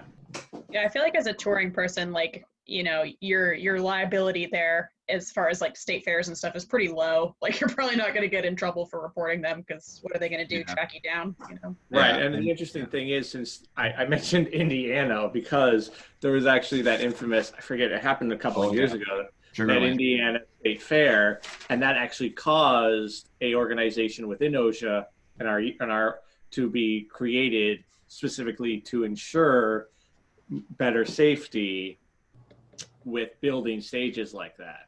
Yeah, absolutely. Yeah, I mean, I don't care if it's going to get me in trouble or get me someone, yelling. I just don't care, because yeah. So. And what's also the interesting thing too is that the stupidest excuse I always heard about like not wanting to put in safety is like, oh, that'll cost money. And it's like, the breakdown has actually been proven. Safer workplaces will cost the employer less, because the minute someone is like we've mentioned before, we talked, the person is either killed, which is the worst scenario, but even if they're injured, the average, that person's out for months. That's one less person you can call on. And then depending, you got to pay for their medical bills and all this. And it's just like, it goes back to would you rather pay for the dented piece of equipment or the dented person? The dented equipment will always cost less at the end of the day. Absolutely. Well, is there anything else anyone would like to kind of cover on this topic? I'm just really curious as to, someone mentioned tour buses. And, on our calendar, we have stuff coming up in the fall that's probably going to get canceled, but it might not, and if that happens, even though we're only on one bus, there's going to be like 10 of us if it ends up going through. I mean, what is that going to look like? If we're confirmed for these shows, and like the cities that we're going to, everything's cool, they're all open. Like if everything's sorted on that end, how do we handle getting there? And is that responsibility on the coach company, like on the leasing company, which I think it would be, or is it on the touring client to pay for extra insurance? I mean, that's, do you have to wear a mask and gloves anytime you're on a tour bus going down the road? That's a really interesting point that I know there are people in country right now that are on smaller tours, like doing shows, and I don't know how they're doing it. I need to ask them, but I can almost guarantee that it's just going to end up being up to what the people on the bus decide that they're willing to do. How do you enforce that? You're not going to put security cameras inside of a front lounge of a bus, are you? That seems ridiculous. So yeah, it's pretty. Go.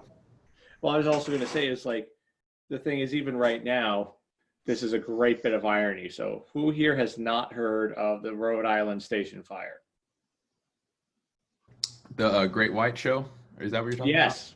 Yeah. So I will give a short version of a long story. So in around 2001, there was a 80s glam band called Great White performed at a venue called The Station in Rhode Island. They set off indoor pyro. I won't go into more details. A large amount of people died that shouldn't because there's a lot of bad design for it. There's a whole section of OSHA that just talked about that incident and everything that went wrong with it. And that there's like, again, don't want to get into details, but why I mentioned them, they're touring, and they did a concert with no masks and no social distancing.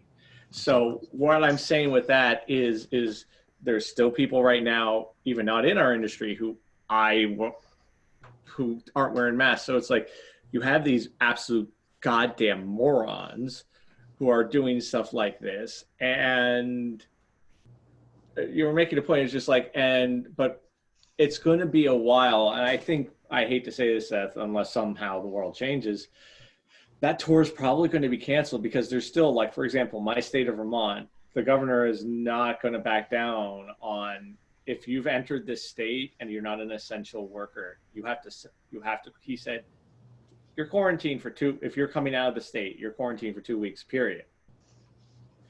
And not all the states are coming that, but like from a logistical standpoint of like, with the exception of Florida and Texas, I think all the other 48 states have still something.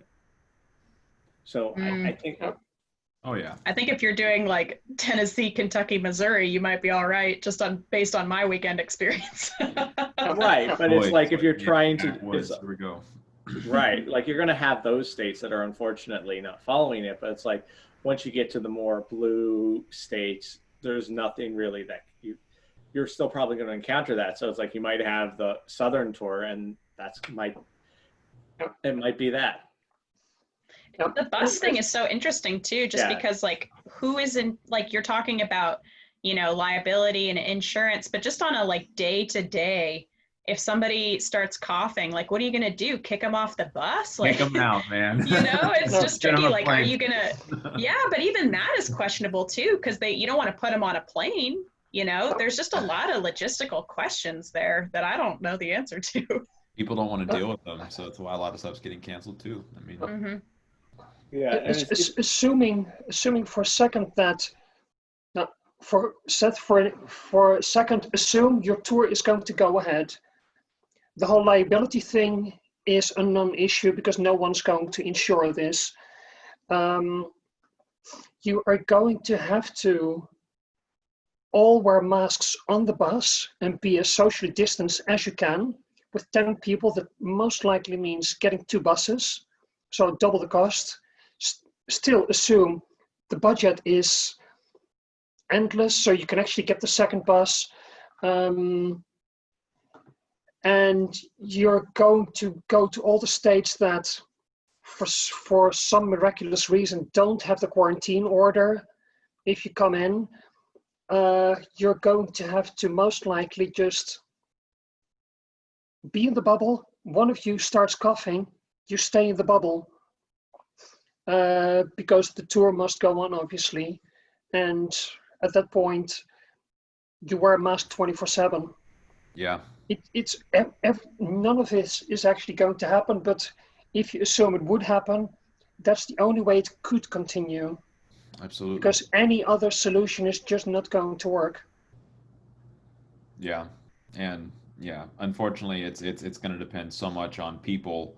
It's just going to come down to personal responsibility, and I know for the people on my tour who those folks are that feel a sense of personal responsibility for something like this, and those that just don't.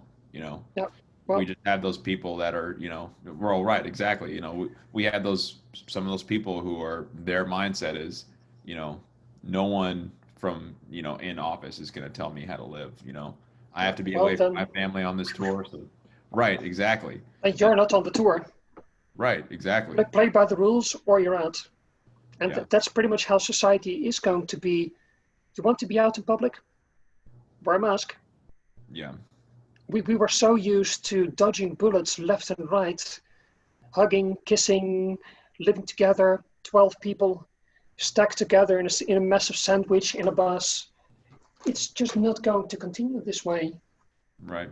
I agree. And we've dodged so many bullets, and that's the same analogy with the power.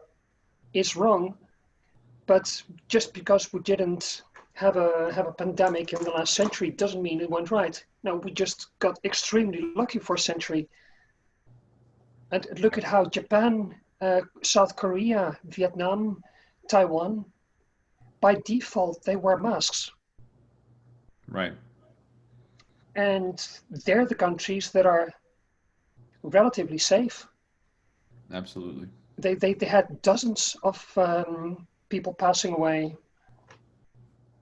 not thousands per day. In the U.S., we're at 140,000 or so deaths. Yeah. Florida on its own has more new cases than all of Europe, including Russia. So that's 450 million people creating less cases than one single U.S. state. Yeah. It's mind-bogglingly outrageous how people can just la, this isn't happening. Yeah. So I guess the question for you, Seth, too, is like, at what point do you draw the line? Like, if your company, say things stay exactly like they are until your gigs in the fall, and your people call you up and say, nah, it's going ahead. Come, the bus is, bus date is this. Hope to see you there. How do you deal with that? Yeah, I mean, I think it goes back to personal responsibility. And in that case, it's like personal comfort and personal responsibility. Any opportunities for work I have had in events related stuff, like industry stuff, people have always asked me if I feel comfortable doing it. No one's just said like, all right, we're doing this. This is your call time, which has been great because those are really good employers. And I would expect them to ask the same question. And like you said, the real question there is, what do I choose to do? And the truth of the matter is, if you just take the emotion out of it, if things are as they are now and I get that call, I have to say no, because it's a matter of, like, I've already gotten the virus. My 14 days is up in 3 days, but now my wife has it because we didn't know soon enough and I gave it to her. And so, I just feel extra sensitive about it now, but like, I have to say no. And that means I have to defer income. And you know what? If that's the solution, then that's what has to happen. Because me making, I don't know, 2 months worth of income, at the expense of spreading this thing around the freaking country, isn't worth it. Yeah. Is it going to be harder to make that decision if the question actually comes across? And, it's a lot easier to get up here and say, oh, I'll do what's right. But if I'm sitting here looking at my budget and money's getting tight and I get an opportunity to work, and sorry. No. Just like, I'll make that call. Hey, Seth, are you available? Right. Well, it's again, it just comes down so much to personal responsibility, and like, you have to be able to have a really sober conversation with yourself or your family. Like, if I sat here and was talking to my wife and I was like, hey, like, I want to go on this tour because we need the money, and she's like, I'd rather you not, then that's a whole different layer. But there's only a chance I'll die, but I still love you. That's not a discussion you want to be having. No, but it is potentially the actual words that need to be said. Absolutely. I mean, she's a night shift nurse in an ER here in Nashville. So we had the conversation pretty early on in March of, this is what could happen. But anyway, my point is, not everyone has this sentiment, and so that's what's made it so difficult. Like, people will, even if they don't really feel comfortable with going out, like, they'll take the gig because they know that they need the money, and maybe they won't see any other way. It's really sad right now, and it goes to a whole other conversation about the federal response for our industry or lack thereof, and it's a huge mess. But it's what a tough question. Yeah, and there's also a stark difference, like you referred to your wife being an ER nurse. You both have been asked that question, but she's actually doing it to protect others. You're just hanging out with a band and just entertaining some people. Right. In which case, do you take the risks and where do you not take the risk?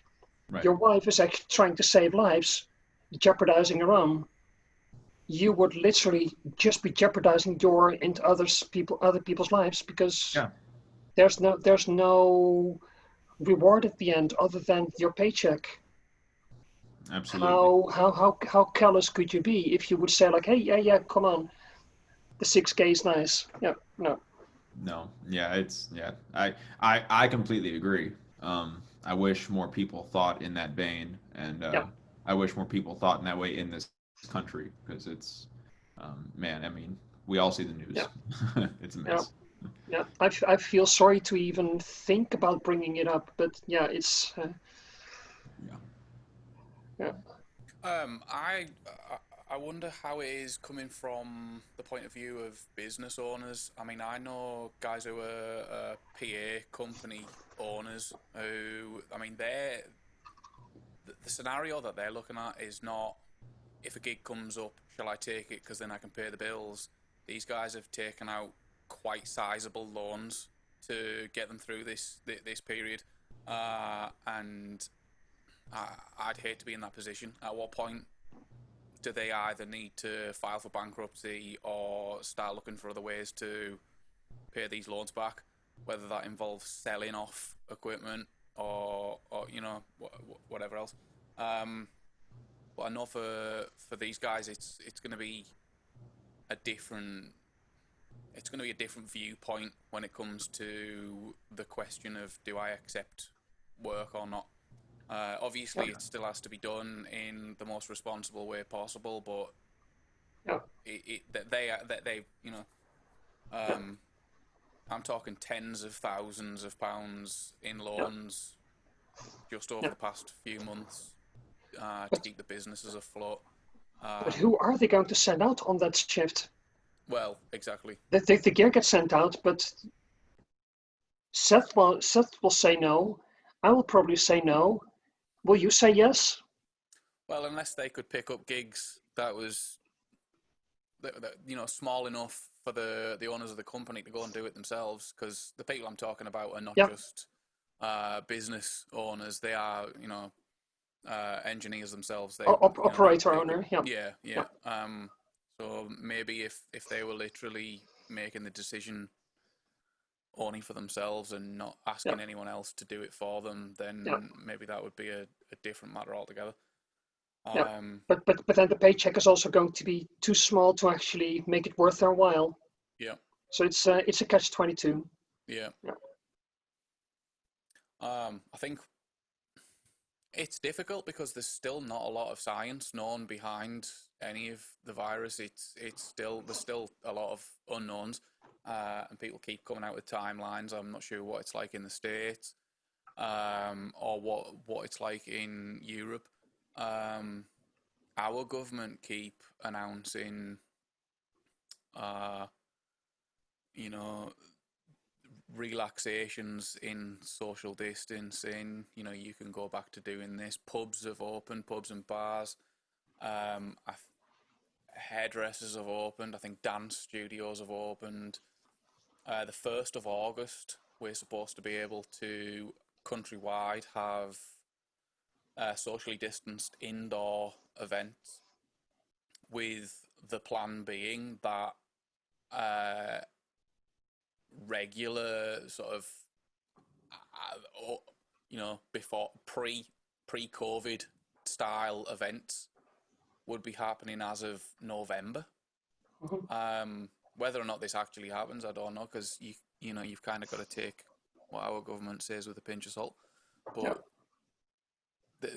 they're putting out these timelines, and I don't know whether these timelines are even realistic to the people in power, or whether it's just easier for them to manage a people that can see a light at the end of the tunnel.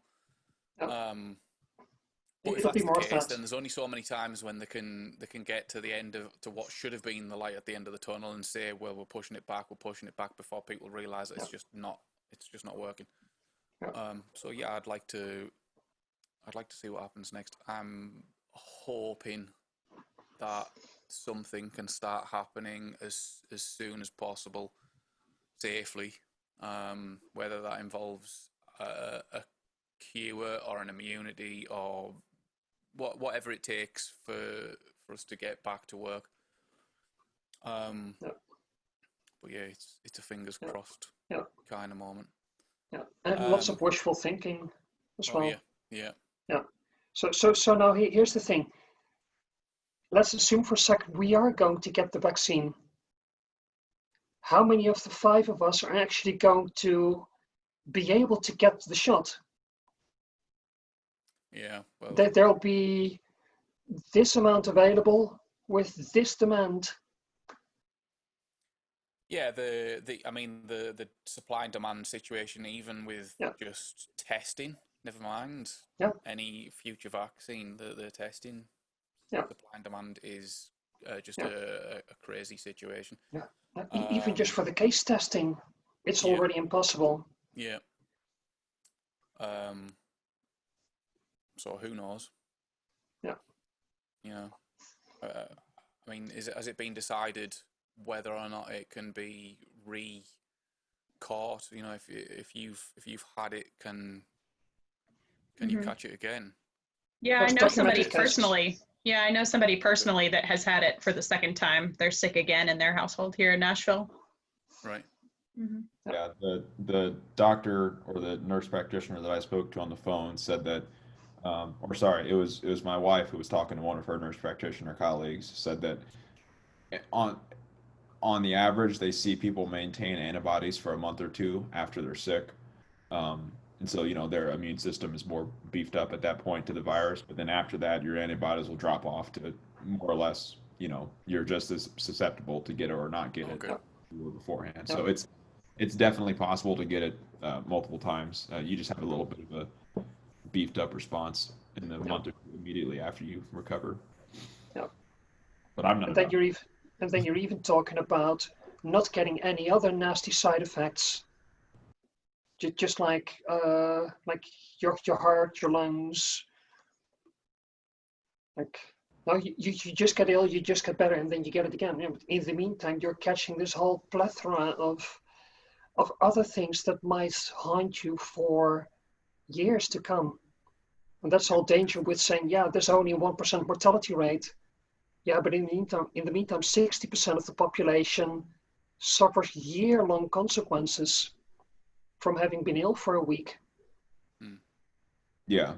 I mean, there are definitely people who my wife has seen that they've had like recurring issues even after they've recovered, and so they can extrapolate that that's probably going to lead to more stuff. 5, 10.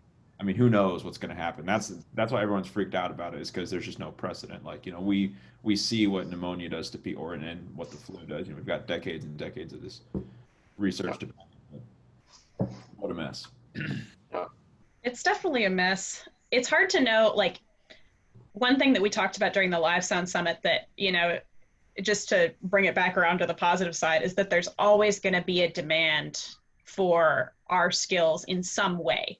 Like, we may have to pivot, and it might be a streaming game. It might be a drive-in thing. It might be outdoor shows, with precautions that we're going to learn more about in the next 6 months to a year, but there's going to be an opportunity to do this kind of work. It's just going to have to be different. I have to hope, it's just far too depressing otherwise. Oh yeah. I completely agree. You can only go so long, with a calloused, outlook before you just have to. I mean, if you truly believe it's not going to come back, then what's the point?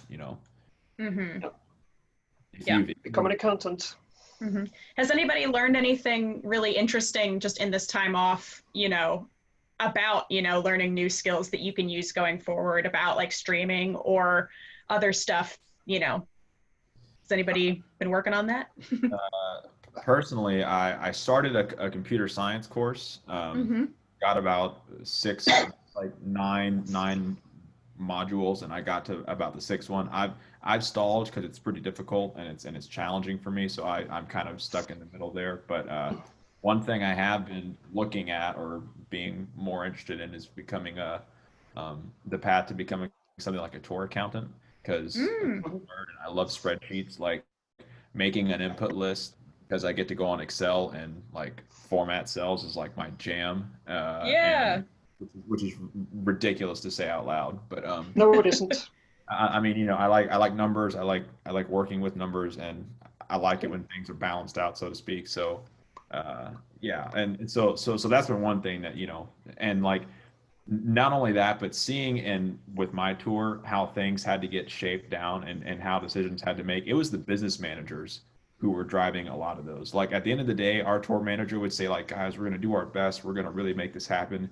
But it was the business manager and the people bouncing the spreadsheets going, like, here's what's possible and here's what's not possible. So that showed me that there's a lot of legitimacy to that.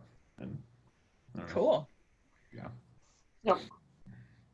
I'm studying psychology right now. Cool.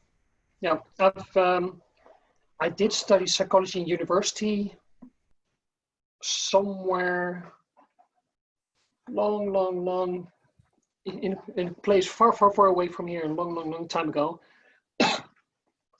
But for the last year and a half, I've been counseling on a voluntary basis, and I'm trying to make this into something I could do for real. Cool. Is this something that you'd keep within the industry? Would it be tour related or completely separate? Either or. The work I've been doing in the last year and a half was transgender related, in a self-help organization. But the skill, just like, sorry, if you know how to mix sound at a rock show, you can also mix sound at a corporate event. Mm-hmm. The skill is transferable, not one-on-one, but it is transferable. Mm-hmm. And mental health in the music industry is definitely an important thing. And I've been on the short end, on the receiving end of it for a few decades. Because of my story, I know the pitfalls, I know the obstacles, I know the hurdles. So yeah, I would actually consider doing this for the music industry as well, if there is going to be a music industry at some point. Because other than that, it would just be grief counseling. Like, yes, Seth, I know. Do you remember? Kim, I'm sorry. Yeah.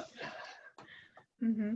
In our house, we've been, I mean, not seriously, because, you know, we haven't quite had to buckle down and try to make it monetized yet, but just trying to learn more about streaming technology and looking at what people are doing on Twitch, like specifically musicians there, and looking at how we can perhaps get into that side of production. You know, what does it take to make a stream work for a band? Could we have bands over to our house and do that safely?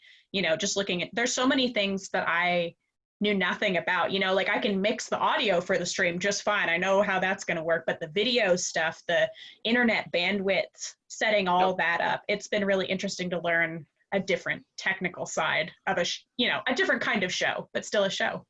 It's been really cool. And it's going to be a useful skill because you're going to be doing that. Mm-hmm. Yeah. I mean, even just on, you know, if I start doing larger shows again, being able to handle more of a broadcast thing, or I do think that, you know, shows, even when they do come back, are going to be doing more streaming components. You know, live shows are going to stream as well, you know, so it'll be interesting to see where all of that goes. Yeah, I've been learning some of the same things. I know last week during Mixing Monday when it was just you, Steve, and myself. Mm-hmm. And I, for a moment, switched to my phone camera, and we went through a couple of little bits that are on this console. So I've kind of expanded on some of those ideas and started running through OBS, and I've got audio from the console into OBS, which was more of a carry-on than I thought it was going to be. Oh, really? I'll have to ask you about that separately, because I've been curious about that side of it as well. Yeah, it's a little bit of a to-do.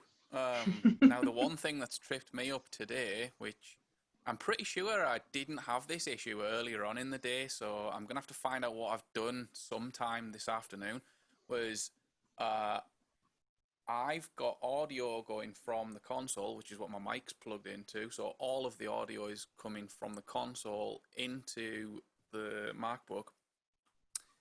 It's going in through Reaper and then getting routed to OBS. Now, somewhere along the line, the audio is also all getting sent to the audio output of the MacBook. Mm-hmm. So, with the way it's set up at the moment, I can't turn myself off in my headphones, which is why I keep turning the headphones down every time I speak. What kind of interface are you using? It's an RME MADI face, so it's 64 channels in each direction. So if I was just using a 2-channel interface, I ran that quickly and fine. But I'm using the MADI face already. I've got the show file set up so that the first 32, the 32 inputs that I'll be using, because I've got 32 input stage box. They're all recorded individually, so are the buses, and so is the master bus. So I've kind of sorted all my routing out MADI-wise for recording a show and then playing back for virtual sound check. And then I've taken a tap of the master left and right to send out to OBS. And it's at that point that things are going wrong and I'm ending up with audio in my ears. And I've been, during this call, I've not wanted to look ignorant, but it's been driving me so mad that there's been a few points where I've been trying to work out a way to fix it. Like, I've muted my microphone and tapped on the microphone and it's still coming through my ears. Then I've gone back into OBS and gone through the audio input in each of the scenes, because I've got a couple of scenes set up, and made sure that monitoring was turned off in all of those, and that wasn't the issue. So when this call's finished, I'm gonna just probably spend the rest of my night going around in circles trying to stop audio from appearing in my ears. There are worse ways to spend an evening these days. Yeah, but it's so following on from last week and building with OBS, because last week I just changed the camera that I was using in Zoom, but so during Live Sound Summit, one of the giveaways was the Stream Deck. Yeah, my friend Kendall won that, I think. Yeah. Now, what I didn't realize is they've actually got an iPhone app. It's a subscription payment, but in English it was, I think, £2.70. So whatever that is in dollars. So that's per month, and I'm not. Yeah, $4. So I'm not gonna miss that. I might buy the actual Stream Deck at some point, but at the moment I've got an old iPhone, just iPhone 6S, I think it is. So I can switch from my webcam to that one. And last week I was using so I can switch to my other iPhone as well. Did you have a drone as well? I wish I did. I managed the other day to get the Mac Mini that's running my Waves plugins. I did a screen share into the MacBook and got some picture from that as well, but the latency was terrible. That's that's one of the biggest learning curves with trying to do this streaming stuff, is managing latency at between video and audio, especially when you start adding in plugins. You hear Robert Scoville in your head from the summit yelling at you. Well, the first thing I thought of when I noticed the latency tonight was, is it just because I've got a lot of Waves plugins in line? So I turned them off and it made absolutely no difference whatsoever. So so it's definitely somewhere within the realms of the MacBook. So I'm gonna have to learn a little bit more about that side of things tonight. The latency itself wouldn't be an issue if I just couldn't hear myself. It'd be fine. Yep. But yeah, that's been my mission over the past couple of days. I spent the first few days of it trying to get video in, and then I posted something on Goes to 11 saying that I'd done it and that audio was going to be my next job. And then yesterday, I think. Solder a gun. Yeah. Get rid of the tip and ring. Yeah, there's going to have to be something done. I think it's going to be a late night. All right, I think I have to get rolling, you guys. Thank you so much for a great conversation. No problem. Thanks for coming. Bye. Bye, Kim. See you soon. I'm not sure where Scott's on. He's been missing in action for a while already. Yeah. Yeah. So since we've spent quite a bit of time on COVID, which is it's not a very uplifting subject. Yeah. The kind of secondary half of this discussion was to be horror stories, but less related to health and safety maybe, and kind of just situational, things that have gone wrong, days that have just not, things that you can look back and laugh at. Laura, I'm guessing by your reaction there that you've got something that you'd like to share. I've got a very nice story. It took about, let's see, how long was it in the end? Next morning.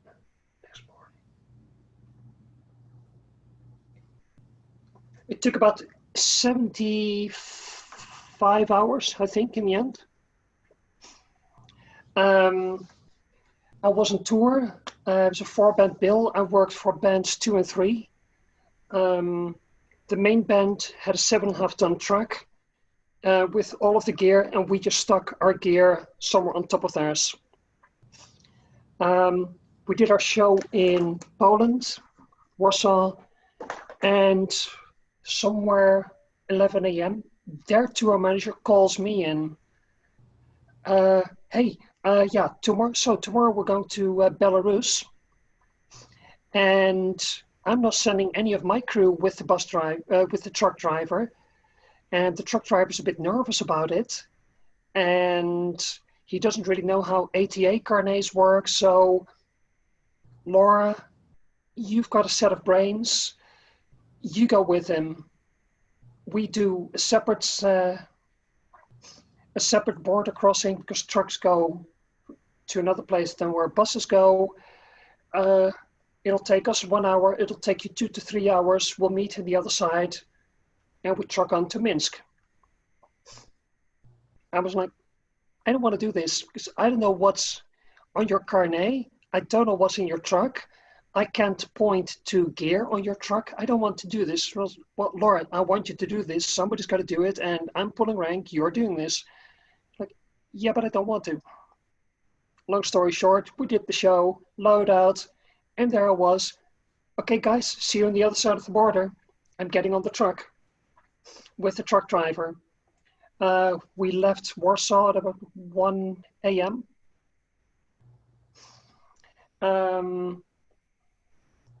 We entered no man's land at around 3 a.m. We left Poland, therefore the EU. Our ATA carnet was stamped. It was all fine. We drove on. We got into Belarus. Belarus had just officially adopted ATA carnets as in acceptable, and they know how to work with it. We got there. Was not the case. There were 289 line items on the carnet. They didn't know how to deal with this. They literally decided to translate all the line items into their own system, figure out which tax code to apply to each item. That took a few hours, and then it's like, okay, yeah, well, let's carry on. Oh no, wait. Your gear says it's 14 tons, metric tons of weight. Your truck is only registered for 7.5 tons. You need to get a special permit to be able to drive into Belarus. We went to the next desk trying to get a permit. Sheer luck, right in front of me, there was a Dutch livestock trucker who was trying to get his permit stamped. And I was like, do you maybe have one extra? Yeah, sure. We got one. The translator that was with us all the time was like, well, I don't know if this works, but yeah, we can always try. It worked, but by then we'd already been in the customs office for 7-8 hours. So I was like, by that time, it was pretty much load-in time already. We went back to the customs office. That they were still typing in all the line items. And then one of the officers came like, okay, guys, we're going to open your truck and you're going to tell me what is what. And I told the tour manager in advance, like, I don't know what is what. I can't vouch for it. I know my 20 cases, but not your 700. So how's this going to work? So he basically just looked at the list and it's like, oh, here's an expensive item, an SD9. Can you point me to the SD9? And I'm looking. In the meantime, beep, beep, beep, beep, beep. Hey, tour manager, remember what I said about the carnet and everything? And you said everything's on it. Everything that's on it is in the truck and everything that's in the truck is on the carnet. I'm being asked to point at an SD9. I know there's no SD9. What am I going to point at? Yeah, well, let me have a look. I'll get back to you. At like $3-4 an hour, a minute for the phone call. Nothing. Next item, whole hog 2, another expensive item. Not in the truck. Oh no, wait, it was actually the other way around. He pointed at the big case in the truck. I couldn't find it on the carnet. At that point, we knew we are so going to get impounded and sequestered in no man's land. Yay! Outside of the EU, so no one to save you. If it wasn't for the interpreter who wanted to be on our side,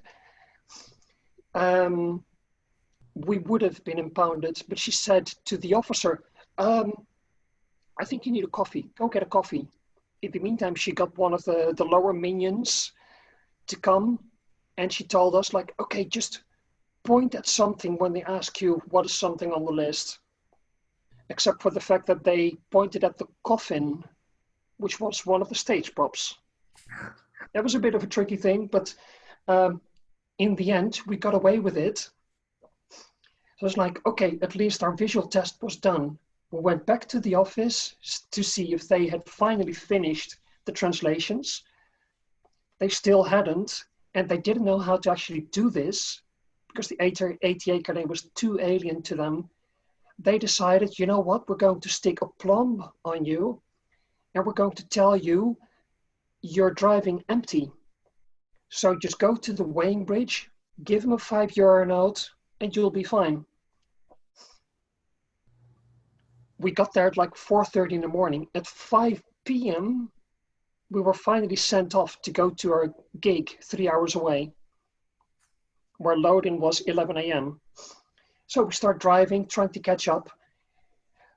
We drive for about an hour and a half. Finally, the bus drivers on the buses, together with the tour manager, say, we don't want to do the show because then our driving hours, we're going to get stuck in Minsk, and we don't want to do that because we want to use the travel day to actually not drive instead of doing the drive to Bratislava then in Slovakia. So they canceled the show, and we just had to turn around. And in the meantime, I still hadn't slept. I didn't have my toothbrush or anything, just my laptop. And okay, well, at least wait for us. I'll go get my toothbrush and then we'll continue on. And I need to be with the bus driver, with the truck driver, because my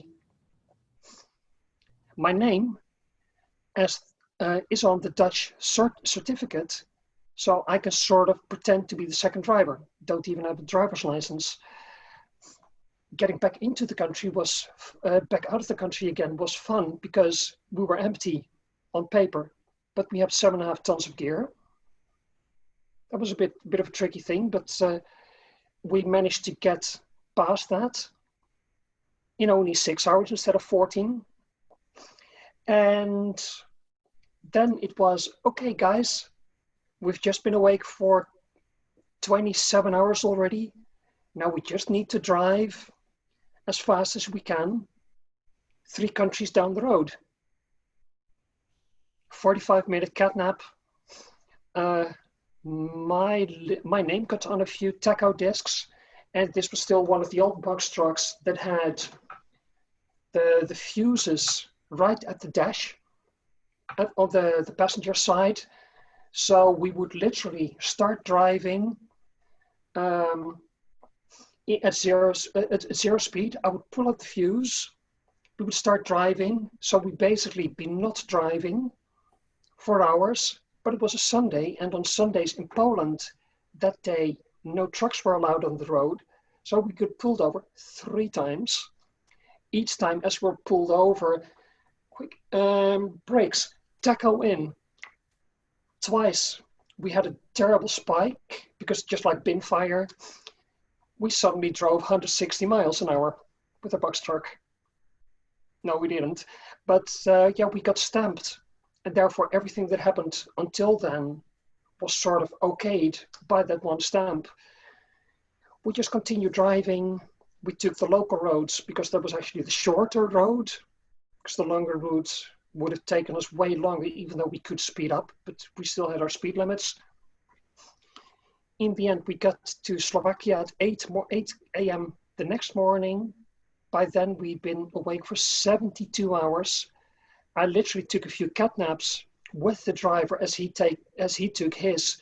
So I didn't want to be the bitch that's like, hey, happy drive. I'm going to sleep in your bunk.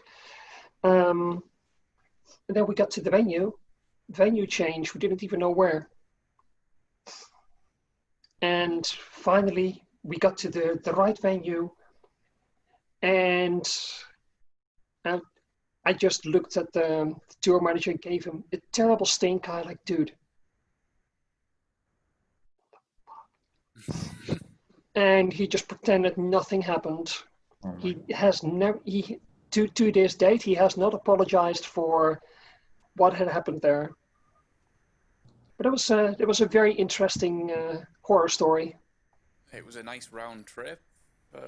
Yeah. For no show. It was, yeah. Remember the show in Minsk? It didn't happen. That's great. Yeah. I don't have anything that can even come close to that. So I'll just give one of mine that I can think of.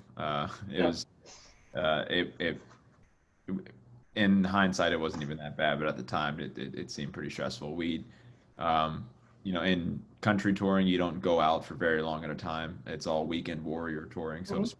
So we had a run where basically we did a weekend of like 3 or 4 shows, and then just had some time off in between, and then did straight into the next weekend. So we were gone for about 8 days and did about 5 shows in that time.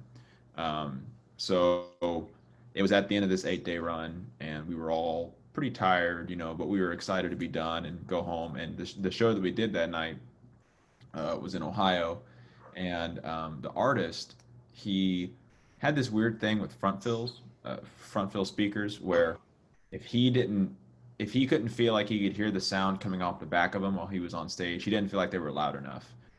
He didn't have monitors on stage at the time for him. He only had ears. and he hated not having. So after this, he wound up getting monitors, but like stage monitors to supplement his ears. But anyway, so this was an evening where he felt like he couldn't hear the front fills that night from standing behind them, and I don't know what else was going on with him. If it was personal stuff, if he was tired, if it was a combination. Because I tuned the PA that day. The front fills sounded good. They were loud. They were were hitting who they should have, so they were fine. And I asked the system tech during the show to walk, and he walked it, and everything was fine. But when he got on the bus, so this was after loadout. We didn't have a very big loadout. We were traveling with board groups, backline, nothing crazy. One bus, one trailer tour. And but we get done. It's late at night. We are all on the bus, kind of decompressing, and he comes on. He's the last one on because he's been hanging out, partying, and he is just in a mood. And so he starts going off. And at the time, we had a fill-in tour manager because we hadn't found our new full-time guy yet. And this guy was really digging the gig. He was enjoying it. He was thinking about coming on full-time. And then this happened. So we were all in the front lounge hanging out when the artist comes on and he starts yelling about not being able to hear the front fills and how you're only mixing for the people out there, and for you standing at the sound booth, you have to think about everyone, man. You have to think about the people down in the front and all this stuff. And so it's just a big lecture coming in, and keep in mind we've all been out for 8 days, and which is a long time for us, and we just want to go home. And then he turns from me to the guitar player and goes, and by the way, I hear you turning up your amp every other song. Don't act like I don't. And just going into all of these other tangents, and none of this stuff happened. And by the end of it all, he turned to the tour manager, and because right before this all happened, the artist had brought some people onto the bus and then left the bus and ditched them to hang out with us. And so these people are here, like hearing all of this, fans or whatever that he had brought on to hang out. So at the end of all of this, he turns to the tour manager and says, so can we kick these people off and can we get going now, or do you just want to keep partying? And just completely bizarre, just out of left field, everyone just not expecting it. And it was a kind of crappy ride home from there. I mean, we all just pretty much went to bed, with sour attitudes, but again, nothing close to what Laura said, but that's probably one of mine. And then we gave him wedges for the stage, and everything was fine after that. But how was the next meetup with the artists? Well, I actually put in so that was on like a Saturday night. We got home on Sunday. On Monday morning, the very following Monday morning, I actually called him just to have a conversation and say, hey, I noticed you weren't happy about this. What are some ways that I can make it better? And that's where the idea of the monitors came from. But that was, I had to take a day, just to be home and not be around anyone, and just to kind of collect myself. And he answered the phone, and it was totally civil conversation. We made the change, and from there, nothing really came of it again.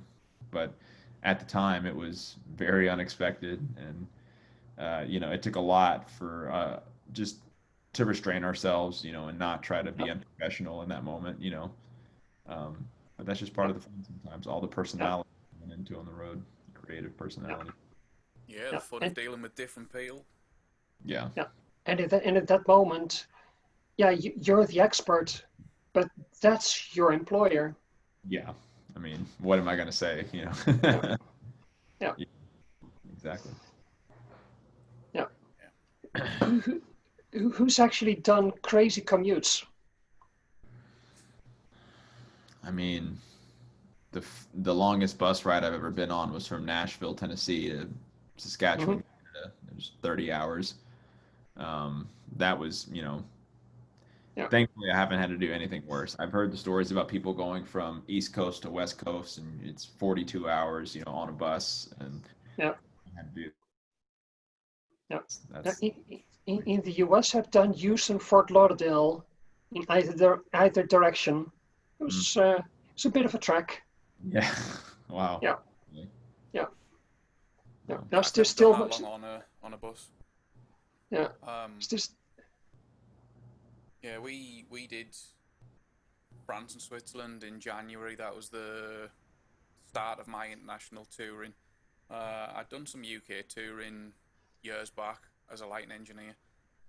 And then this time around, I was part of the sound team. Our travels were really easy. It was just that last travel, which was to Germany, which was the worst one, because I've told the story before. We got all the way there. We woke up for breakfast the next morning and got told that everything had been cancelled and we were coming home. So that was a pretty bad commute because there wasn't even a show.